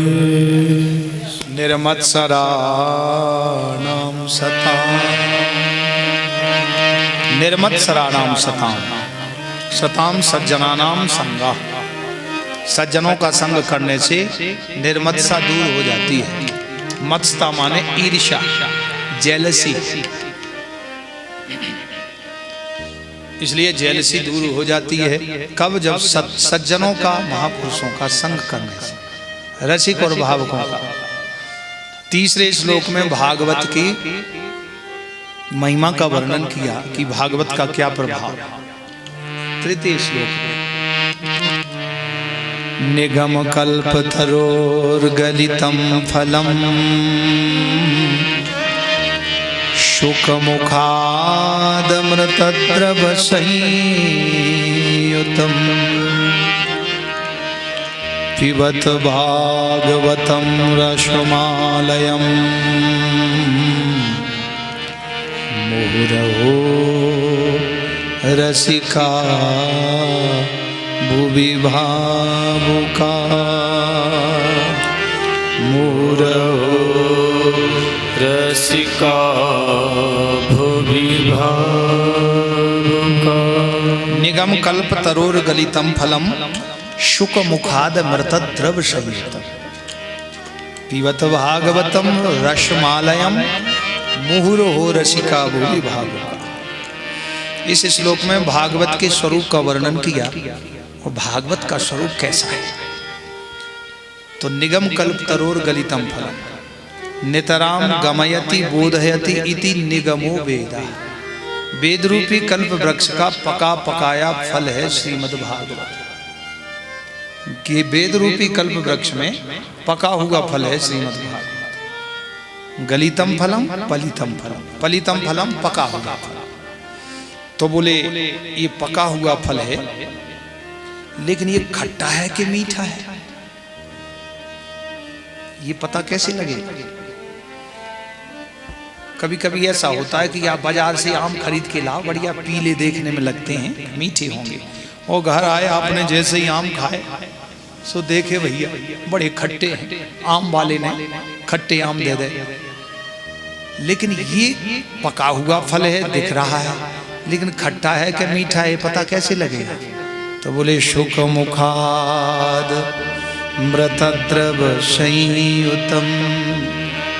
बोले सुखदेव रूपी तोते ने अपने मुखारविंद से इसको स्पर्श कर दिया है, और जिस आम के फल में तोता चोंच लगा देवे, तोता अपने मुख से उसका स्वाद ले ले, तो आंख बंद करके समझना वो फल बिल्कुल मीठा ही है, क्योंकि तोता उसी फल में चोंच लगाता है जो मीठा होता है। तो बोले भागवत रूपी पके हुए फल में श्री सुखदेव रूपी तोते ने चोंच लगा दी, अपने मुखारविंद से इसको गाया, तो ये बिल्कुल मीठा। तो बोले मीठा फल है, लेकिन श्री सुखदेव जी कह रहे हैं शुक मुखाद मृतद्रव संयुतम। वेदव्यास जी कह रहे हैं कि इस फल को पियो, पिबत भागवतम रसमालय। तो बोले इस फल को पिया नहीं जाता है, फल को तो चूसा जाता है, जैसे आम चूसते हैं, गन्ना चूसते हैं, जूस को पिया जाता है, दूध को पिया जाता है, लेकिन ये तो फल है। तो पिबत क्रिया का प्रयोग किया, तो बोले इस फल को पियो। तो बोले इस पिबत क्रिया का प्रयोग इसलिए किया है कि इस फल में ना तो छिलका है ना गुठली है, केवल रस से भरा हुआ है, इसलिए इसको वेदांत में दिव्य फल कहते हैं, चर्म फल कहते हैं। छिलका गुठली दोनों इसमें नहीं है। तो बोले कैसे पिए, वो कितना पिए। तो बोले पिबत भागवतम रसमालयम आलयम मोक्ष पर्यंतम। बोले जब तक जियो तब तक पियो। इसकी कोई सीमा है, लिमिट है? बोले नहीं, लिमिटलेस। का कैसे पिए? तो बोले कान के दोनों संभालो और प्रविष्टा कर्ण रंध्रेण, अपने कान के द्वारा, इस कर्णपुट के द्वारा इस रस का पान करो। तो कब तक पिए? बोले जब तक जियो तब तक पियो। लेकिन बुलाया किसको है? देखो कैसी अच्छी बात है। पिबत भागवतम रसमालय मुहुर्हो रसिका भुवि भावुका। मुहु कहते हैं बार बार, रसिका भुवि भावुका। हे रसिको, हे भावुको, तुम आओ और इसको पियो। ना किसी धनवान को बुलाया, ना किसी ज्ञानवान को, ना पहलवान को, ना किसी सिद्ध को, ना किसी असिद्ध को, किसी को नहीं। जो रसिक है और भावुक है, रसिका भुवि भावुका। बोले ऐसा क्यों किया? बोले ऐसा इसलिए किया कि प्यासा ही पानी की कदर करता है। कोई प्यासा नहीं हो और तुम पानी पिलाओ, वैसे वृंदावन में तीर्थों में प्याऊ लगाते हैं, गर्मियों में मई जून में ठंडे मीठे पानी की प्याऊ। वैसे प्याऊ तो सार्वजनिक होती, सबके लिए सब पियो, लेकिन खासकर प्यासों के लिए प्याऊ लगाई जाती है। अब किसी को प्यास नहीं है, तुम जाके उससे कहो भैया पानी पियो, हाँ भैया पी लेंगे, लेकिन तुम्हारा पानी कैसा है? बोले बढ़िया है, घड़े का पानी, ताजा पानी है। बोले वो तो ठीक है, लेकिन ये कुएं का है कि हैंडपंप का है? बोले हम कुएं का पानी पीते, हैंडपंप का नहीं, कृत्रिम आधुनिक में नहीं जाते। अच्छा भैया। बोले बिल्कुल ताजा कुएं से भर के लाए हैं। बोले वो तो ठीक है, लेकिन ये घड़े में तुम्हारा ये घड़े का ही है कि फ्रिज का है? बोले बिल्कुल घड़े का है, ताजा। बोले बात तो ठीक है, लेकिन आपका ये गिलास मिट्टी से मजा है कि विम पाउडर से? फालतू के प्रश्न क्यों कर रहा है? क्योंकि उसको प्यास नहीं है। और कोई राजस्थान के रेगिस्तान में जो कोसों पानी नहीं मिल रहा है, ऊपर से धूप तप रही है 48 डिग्री टेम्परेचर, नीचे से जमीन रेत तप रही है और पैर जल रहे हैं, और वो पानी के लिए तड़प रहा है। एक घूंट पानी मिल जाए, उसका गला सूख रहा है, और तुम जाके उसके सामने पानी का गिलास दिखाओ कि भैया पानी पियोगे, तो क्या वो पानी पूछेगा कि पानी कैसा है? वो नहीं पूछेगा, क्योंकि उसको प्यास लगी है। वो तुम्हारे हाथ में से गिलास को छीनेगा और पानी अपने कंठ में उतारेगा, क्योंकि उसको प्यास है। इसलिए भागवत में भी रसिक और भावुकों को बुलाया। अब जो रसिक हैं, जो भावुक हैं, चाहे वो पहलवान हो, ज्ञानवान हो, सिद्ध हो, योगी हो, ऋषि मुनि हो, जो रसिक हैं, भावुक हैं, उनको यहाँ बुलाया गया है कि मुहुर हो, हे रसिको, हे भावुको, तुम आओ और कथामृत पान करके अपने जीवन को सफल बनाओ। मुहुर हो रसिका भुवि भावुका, मुहुर हो रसिका भुवि भावुका। हे रसिक, हे भावुको, तुम आओ और कथामृत पान करो। जो ये कहें कि अरे वही तो कथा है, वेद व्यास जी ने परीक्षित को श्री सुखदेव जी ने सुनाई, वेद व्यास जी ने रचना करी, बहुत कथा सुनी हमने, तो अभी समझना कि अभी उनके अंदर भगवत प्रेम और रस प्रवेश हुआ नहीं। और जो ये कहें कि बड़ी अच्छी कथा है, बड़ा आनंद आ रहा है, तो समझना अभी पूरा प्राप्त नहीं हुआ है, अभी आनंद आ रहा है।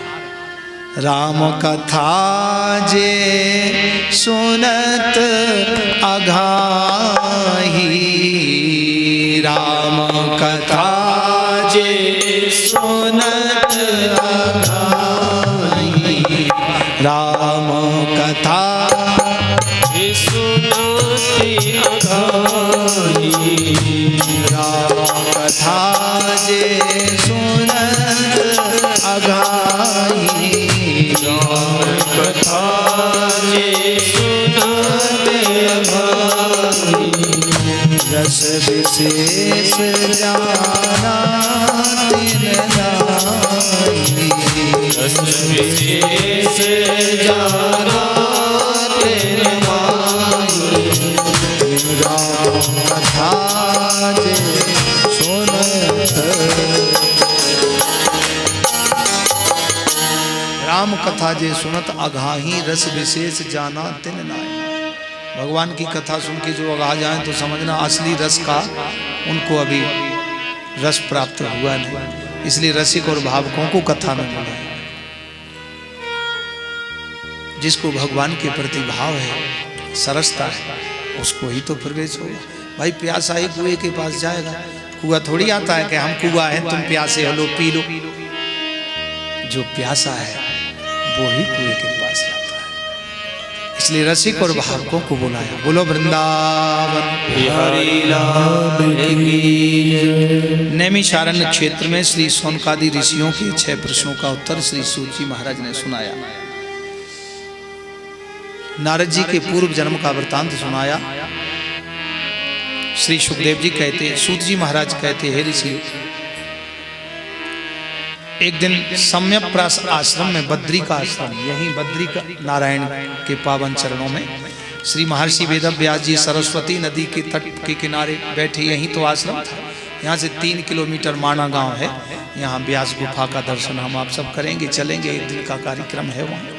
और हमारी महंत जी से बात हो रही है, विनोद जी से, और चलेंगे हम सब लोग तो वहाँ सरस्वती नदी का उद्गम स्थल है, भीमशिला है, भीम का कुंड है। और वेद व्यास जी ने रचना की तो वहाँ बैठे हुए थे। 17 पुराणों की रचना कर दी, बड़े उदास थे। नारद जी हरि गुण गाते हुए वहाँ आए और आते हुए नारद जी ने देखा सरस्वती नदी के तट पर सम्यक प्रास आश्रम श्री वेद व्यास जी खिन्न चित्त से बैठे। श्री नारद जी ने पूछा अपने दुख का कारण क्या है। श्री वेद व्यास जी ने बताया कि हमने 17 पुराणों की रचना करी, हमें मन में शांति नहीं मिली। नारद जी ने अपना पूर्व जन्म का वृतांत बताया कि हे महर्षि वेद व्यास, जिन माधव गोविंद की कृपा से आज मैं दासी पुत्र से नारद तुम्हारे सामने खड़ा हूं, वो उन माधव भगवान की भक्ति और संतों की कृपा का फल है जो परम आनंद मुझे प्राप्त हो रहा है।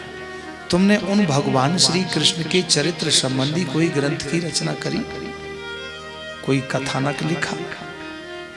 बोले वो तो हमने नहीं लिखा।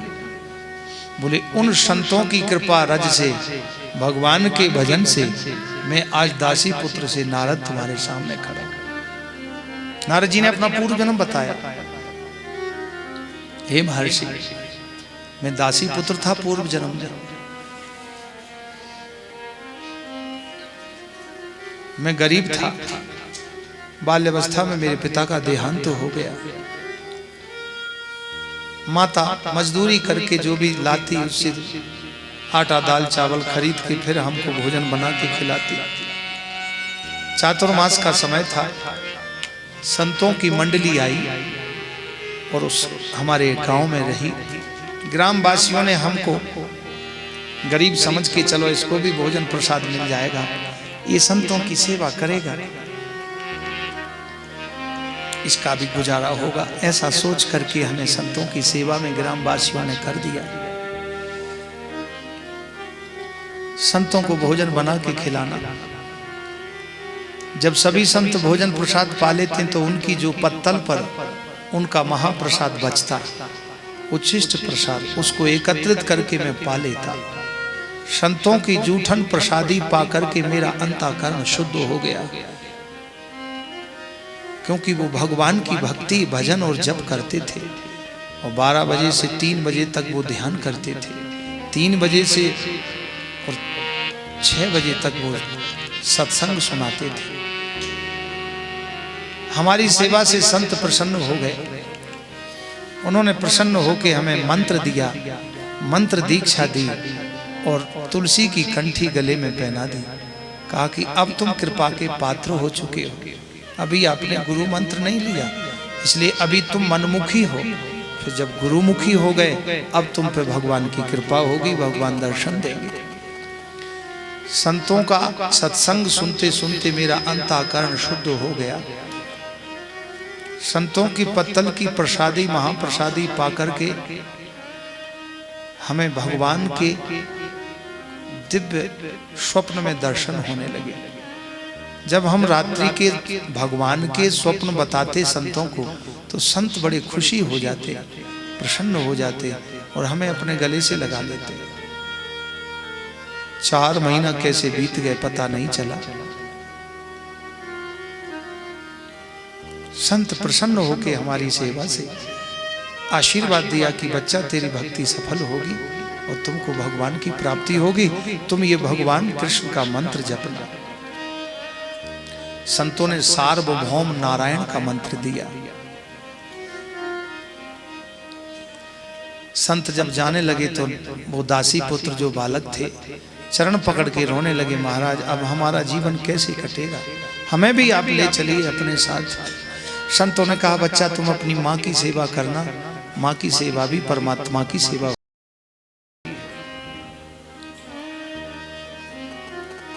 वो बालक बोला महाराज आपने सत्संग में तो सुनाया था कि जिस भगवान की भक्ति में यदि जो बाधक होवे उसका त्याग कर देना चाहिए।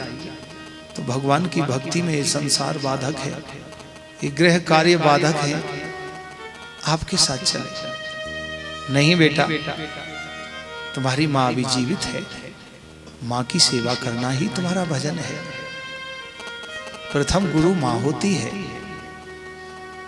इसके पश्चात तुम अतिशय जप करना, भजन करना, तुमको भगवान मिल जाएंगे। एक दिन की घटना, संत जब चले गए तो बड़ा दुख हुआ वो बालक को। संतों का चिंतन करता है, नित्य जप करता है, संतों की कथा का चिंतन करते हुए भगवान के ध्यान में रमा रहता है। संध्या का समय था, उस बालक की मां दूध दोहने के लिए जा रही थी। एकदा निर्गताम गेहात दुहंतीम निशिगाम पति, दुहंतीम निशिगाम पथि, सर्पोपदास्पदा स्पृष्टा, सर्पोदशत्पदा स्पृष्टा, कृपणाम कालनोदितः, कृपणाम कालनोदितः। संध्या का समय था, अंधेरा हो गया था। काला नाग कंडों के बिटे में से, कंडों के ढेर में से निकला और माँ को दिखाई नहीं दिया। उसके ऊपर पैर पड़ गया, सर्प ने डस लिया। डसते ही माँ का शरीर नीला पड़ गया। माँ चिल्लाई, बेटा मुझे बचाओ। बेटा ने गांव वासियों को बुलाया, बचाओ मेरी माँ को, सांप ने डस लिया। थोड़ी देर में माँ का शरीर नीला पड़ गया, प्राण निकल गए। ग्राम वासियों ने उनका अंतिम संस्कार किया। बच्चा अनाथ हो गया, कोई नहीं है। पीपल के पेड़ के नीचे बैठ के रुदन करता है कि मेरी माँ मिले तो भेजना। आकाश मार्ग से भगवान शिव और पार्वती जा रहे थे। माता पार्वती ने सुना ये छोटा सा बालक रो रहा है, नाथ चलिए उस पर कृपा कीजिए। शिव जी बोले, देवी ये संसारी आदमी है, आपको किसी चक्कर में पाड़ देगा, चलो अपना भजन करो। नहीं नहीं महाराज, इसकी करुणा पुकार में जो ओज है, इसकी जो करुणामय भाव से जो पुकार रहा है, मेरे जैसी माँ को ही पुकार रहा है। आप चलिए तो सही। ब्राह्मणी ब्राह्मण का भेष बना के गए भगवान शंकर पार्वती। वो बालक रो रहा था। कहो बेटा क्यों रो रहे हो? बोले मेरी माँ मिले तो मुझे भेज देना, 3 दिन से मैंने कुछ खाया नहीं। माता पार्वती जी ने उस बालक के सिर पर हाथ रख दिया, कहा कि बेटा आज से तुम्हारी माँ मैं हूं, जब भी तुम्हें कष्ट होगा मैं आके तुम्हारे दुख दूर करूंगा। तुम अतिशय गुरु मंत्र का जप करना। नारद जी ने मंत्र का जप किया। जप करते करते उनको साक्षात दर्शन हो गया भगवान का। बोलिए लक्ष्मी नारायण भगवान। प्रार्थना की, प्रभु मुझे अपने में ले लो। भगवान ने आशीर्वाद दिया कि तुम ब्रह्मा जी के पुत्र कहलाओगे। इस शरीर से तुम्हें मेरी प्राप्ति तो नहीं होगी, मैं दर्शन तुमको दे चुका, और अब ये शरीर त्याग करके तुमको दिव्य शरीर प्राप्त होगा। तुम भगवान के पार्षद बनोगे। तुमने भगवान के संतों की सेवा की है, संतों की प्रसादी पाई है, और तुमने अतिशय जप किया है, इसलिए तुम्हारे पिछले 1000 जन्मों के पाप कर्म कट चुके हैं। अब तुम्हारा ये अंतिम जन्म है। ये जन्म पूर्ण होने के बाद तुम भगवान ब्रह्मा के मानस पुत्र कहलाओगे। आकाश से बिजली गिरी पेड़ के ऊपर, शरीर छूट गया और सूक्ष्म शरीर से जाकर के भगवान ब्रह्मा के पास पहुंचे। ब्रह्मा जी ने 10मस्तत्र नारदा, 10वें पुत्र नारद के रूप में प्रकट कर दिया। बोलिए नारद जी भगवान की जय। तीसरा अवतार श्री नारद अवतार है। नारद जी को भगवान ने सृष्टि में भ्रमण करने की आज्ञा दी, शक्ति दी, और कहा तुम्हारी बात कभी रद्द नहीं होगी, इसलिए तुम्हारा नाम नारद। नारम ज्ञानम ददाति इति नारदा, नारम अज्ञानम खंडयति इति नारदा। जिनकी बात कभी खंडित ना हो उसका नाम नारद। इसलिए नारद जी को आशीर्वाद मिला। रोते हुए नारद जी ने एक कथा सुनाई अपनी। वेद व्यास जी ने कथा सुनकर के श्री नारद जी को प्रणाम किया। भगवान श्री कृष्ण के चरित्र को मैं लिखूंगा, गणेश जी का आवाहन किया। गणेश जी आए, प्रार्थना की, भागवत कथा लिखना प्रारंभ किया। श्री वेद व्यास जी ने 335 अध्याय 18,000 श्लोक और 12 स्कंद लिख दिए। संपूर्ण भागवत होने के बाद भागवत में ही श्री कृष्ण प्रकट हो गए, दर्शन दिया। बोलिए भागवत भगवान की जय। तेनेयम वाङ्मयी मूर्ति प्रत्यक्षा वर्तते हरे, सेवनात् श्रवणात् पाठात् दर्शनात् पापनाशनी। साक्षात भगवान श्री कृष्ण का दिव्य रूप है श्रीमद् भागवत। तेनेयम वाङ्मयी मूर्ति प्रत्यक्षा वर्तते हरे, श्रीमद् भागवताख्योयम प्रत्यक्षः कृष्ण एव ही स्वीकृतोसि मया नाथा मुक्त्यर्थम भव सागर। उद्धव जी को भगवान ने जब दर्शन दिया, उद्धव जी प्रकट हो गए, वहां भगवान कृष्ण प्रकट हो गए। यह भागवत हरि रूप इसका जो सदा चिंतन करे, विपदा हटे ममता घटे और संपदा घर में भरे। सप्ताह की निर्मल कथा सुन कर्म का बंधन टले, वह ज्ञान भक्ति वैराग्य से हो पूर्ण उससे यम डरे। वह ज्ञान भक्ति वैराग्य से हो पूर्ण उससे यम डरे। यह भागवत हरि रूप इसका जो सदा चिंतन करे। जो भगवान की कथा सुनते हैं और कराते हैं तो क्या होता है? बोले विपदा हटे ममता घटे, विपत्ति हट जाती है, ममता घट जाती है और संपदा घर में भरे, घर में संपत्ति आ जाती है। सप्ताह की निर्मल कथा सुन कर्म का बंधन टले, अकर्म का बंधन टल जाता है। और क्या होता है? बोले वह ज्ञान भक्ति वैराग्य से हो पूर्ण उससे यम डरे, वो यमराज की यम पाशों से बच जाते हैं। ये प्रभाव है भगवान की कथा का।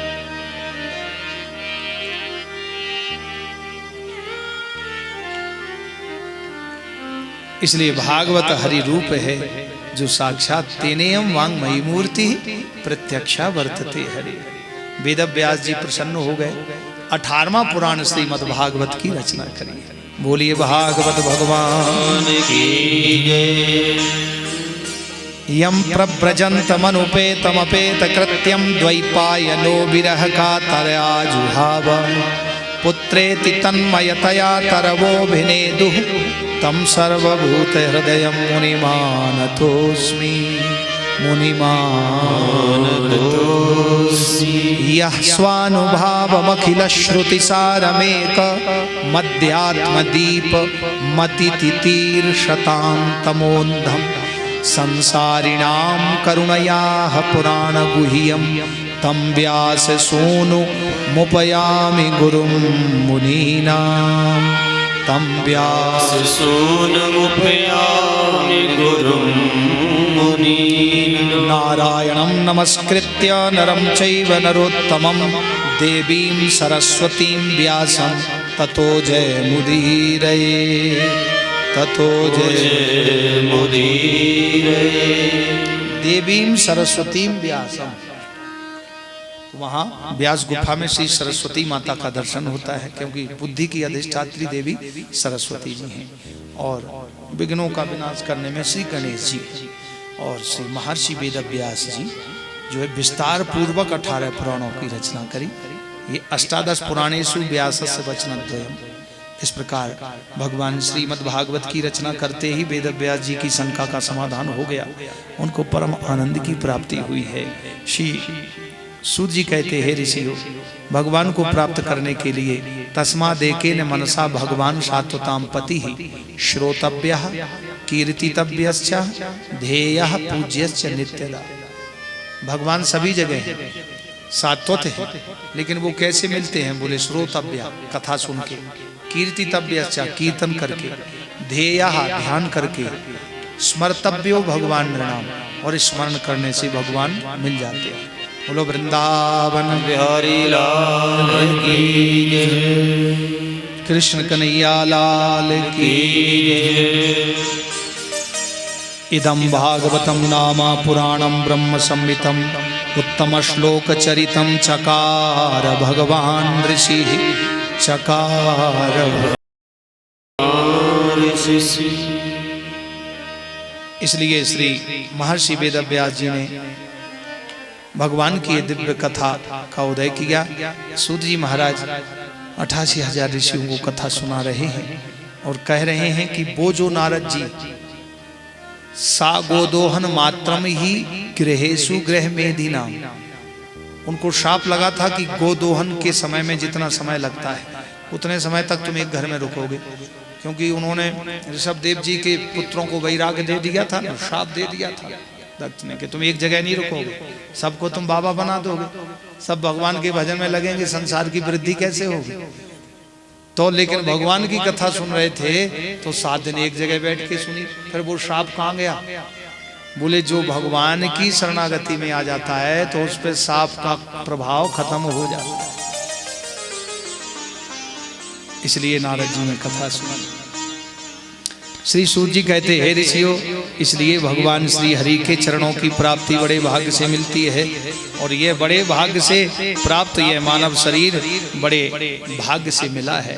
इसलिए भगवान की सेवा पूजा में लगाना चाहिए। ब्रह्मणद्याम सरस्वत्याम आश्रमा पश्चिमे तटे सम्यक प्रासयति प्रोक्ता ऋषीणाम सत्रवर्धन। ऋषियों का सत्रवर्धन हो रहा है, जय जयकार हो रही। द्रौपदी के सुप्त पुत्रों का वध हुआ और भीम की भुजाओं से गदा के प्रहार से दुर्योधन की जंघा को नष्ट किया गया। दिव्य महाभारत हुआ। उस महाभारत में पांडवों की विजय हुई, कौरवों की पराजय हुई। पितामह भीष्म को सरसैया मिली। अंत में महाप्रयाण हुआ। पितामह भीष्म को इच्छा मृत्यु का वरदान था, इसलिए पितामह भीष्म ने भगवान के चरणों में वंदन किया है, और वंदन करके जब सरसैया पर पड़े थे, महाभारत हो चुका, युधिष्ठिर जी को राजा बना दिया, राज तिलक हो गया, हस्तिनापुर के राजा युधिष्ठिर हो गए। भगवान द्वारकाधीश का रथ वापस लौट के आया। भीम ने सोचा हमसे प्रेम करते थे इसलिए आए, द्रौपदी ने सोचा हमसे प्रेम करते थे इसलिए आए, कुंती ने सोचा हमें बुआ कहते थे इसलिए आए लौट के, सबसे मिले। भगवान ने कहा वरदान मांगो। बोले प्रभु अब हमें कुछ नहीं चाहिए। कुंती कहने लगी हे कृष्ण, जीवन भर हमने रथ हाथी घोड़े राजपाट सब देखे, उसमें कोई सुख नहीं मिला सिवाय दुख के अलावा, इसलिए अब हमें दुख में ही रहने दो, क्योंकि दुख रहता है तो तुम्हारी याद आती है और सुख में हमें याद आएगी नहीं, इसलिए हमें जीवन में देना तो कृष्ण दुख देना। विपदा सन्तु नः शश्वत् तत्र तत्र जगद्गुरो मयैवो भयमां नाथं भवतो दर्शनं यत्स्यात् पुनर्भव दर्शनम भवतो दर्शनम यस्या पुनर्भव दर्शनम। विपदा सन्तु नः शश्वत् तत्र तत्र जगद्गुरु। हे जगद्गुरु कृष्ण, हमें जीवन में विपत्ति देना। वास्तविक विपत्ति में ही भगवान की याद आती है। बोले सुख में तो सुख के साधनों को तैयार करने में लगा रहता है जीव, इसलिए कुंती ने कहा हे कृष्ण हमें देना तो दुख देना। सुख के माथे सिल पड़े जो नाम हृदय सो जाए, बलहारी व दुख की जो पल पल नाम रटाए। विपदो नैव विपदा विपदा सन्तु नः शश्वत् तत्र तत्र जगद्गुरो भवतो दर्शनं यत्स्यात् पुनर्भव दर्शनम पुनर्भव दर्शनम। इसलिए जीवन में देना तो हमें दुख देना। भगवान ने कहा हे कुंती बुआ, आपने जीवन भर दुख भोगा है, लेकिन अब मेरा आशीर्वाद है, तुमको अब दुख नहीं आएगा। हमेशा आपको मेरे परम आशीर्वाद का सुख प्राप्त होता रहेगा। और मैं वचन देता हूं, जब भी तुम मुझे याद करोगी मैं तुम्हारे सामने खड़ा हो जाऊंगा। और मैं जो वापस आया था, पितामह भीष्म को इच्छा मृत्यु का वरदान है। सूर्य उत्तरायण हो गए, अब मैं पितामह के पास जाकर के उनको अंतिम दर्शन देने आया हूं। भगवान आए, आकर के भगवान पितामह भीष्म के चरणों की तरफ खड़े हैं। पितामह भीष्म का सारा लहू निकल चुका। कुंती, द्रौपदी, युधिष्ठिर, पांचों पांडव खड़े हैं, भगवान श्री कृष्ण खड़े हैं। पितामह भीष्म को पता लगा राजा युधिष्ठिर बन गए, तो राज धर्म की नीति समझा रहे हैं। युधिष्ठिर, राजा को धर्म पूर्वक न्याय करना चाहिए, हमेशा अनीति पर नहीं चलना चाहिए, हमेशा धर्म पर चलना चाहिए। ये राजा का कर्तव्य होता है। उससे राजा की गति और राजा के राज्य में रहने वाली प्रजा की गति और राजा के कुटुंब की गति। द्रौपदी को हंसी आ गई। पितामह ने पूछा, पुत्री क्यों हंस रही हो? बोले, हे पितामह, आपका वो धर्म और ये ज्ञान उस समय कहां गया था जब भरी सभा में मेरी साड़ी को खींचा जा रहा था। पितामह भीष्म ने कहा कि हे पुत्री, उस समय मैंने अधर्म का अन्न खाया था। उस समय में अधर्मी दुर्योधन का अन्न खा करके मेरा ये रक्त अधर्ममय हो गया था। मुझे धर्म और अधर्म नहीं दिखाई दिया। अब इन बाणों से, अर्जुन के पवित्र बाणों से मेरा रक्त निकल चुका है।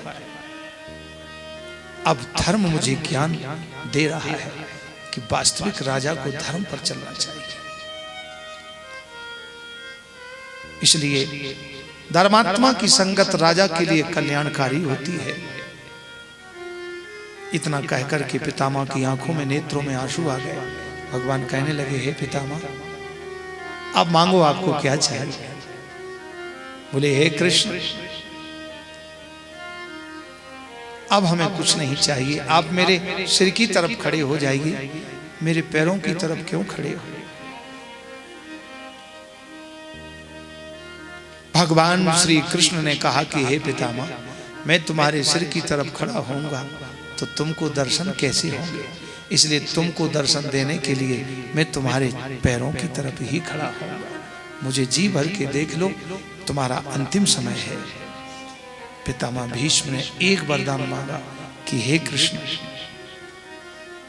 मुझे एक वरदान दीजिए कि मैं तुमको अपना कन्यादान करना चाहता हूं। मैं अपनी पुत्री का विवाह आपके साथ करना चाहता हूं। भगवान बोले, हे पितामह, तुम तो आजीवन ब्रह्मचारी थे, ये कौन सी पुत्री तुम्हारी थी? पितामह कहते हैं, इतिमति रूप कल्पिता वितृष्णा भगवती सात्वत पुंगवे विभूम्ने स्वसुखमुपगते क्वचित विहर्तुं प्रकृतिमुपेयुषी भव प्रभा प्रकृतिमुपेयुषी यद्भव प्रभा त्रिभुवन कमनं तमालवर्णं रविकर गौरवराम्बरं दधाने वपुरलककुलाव्रताननाब्जं विजय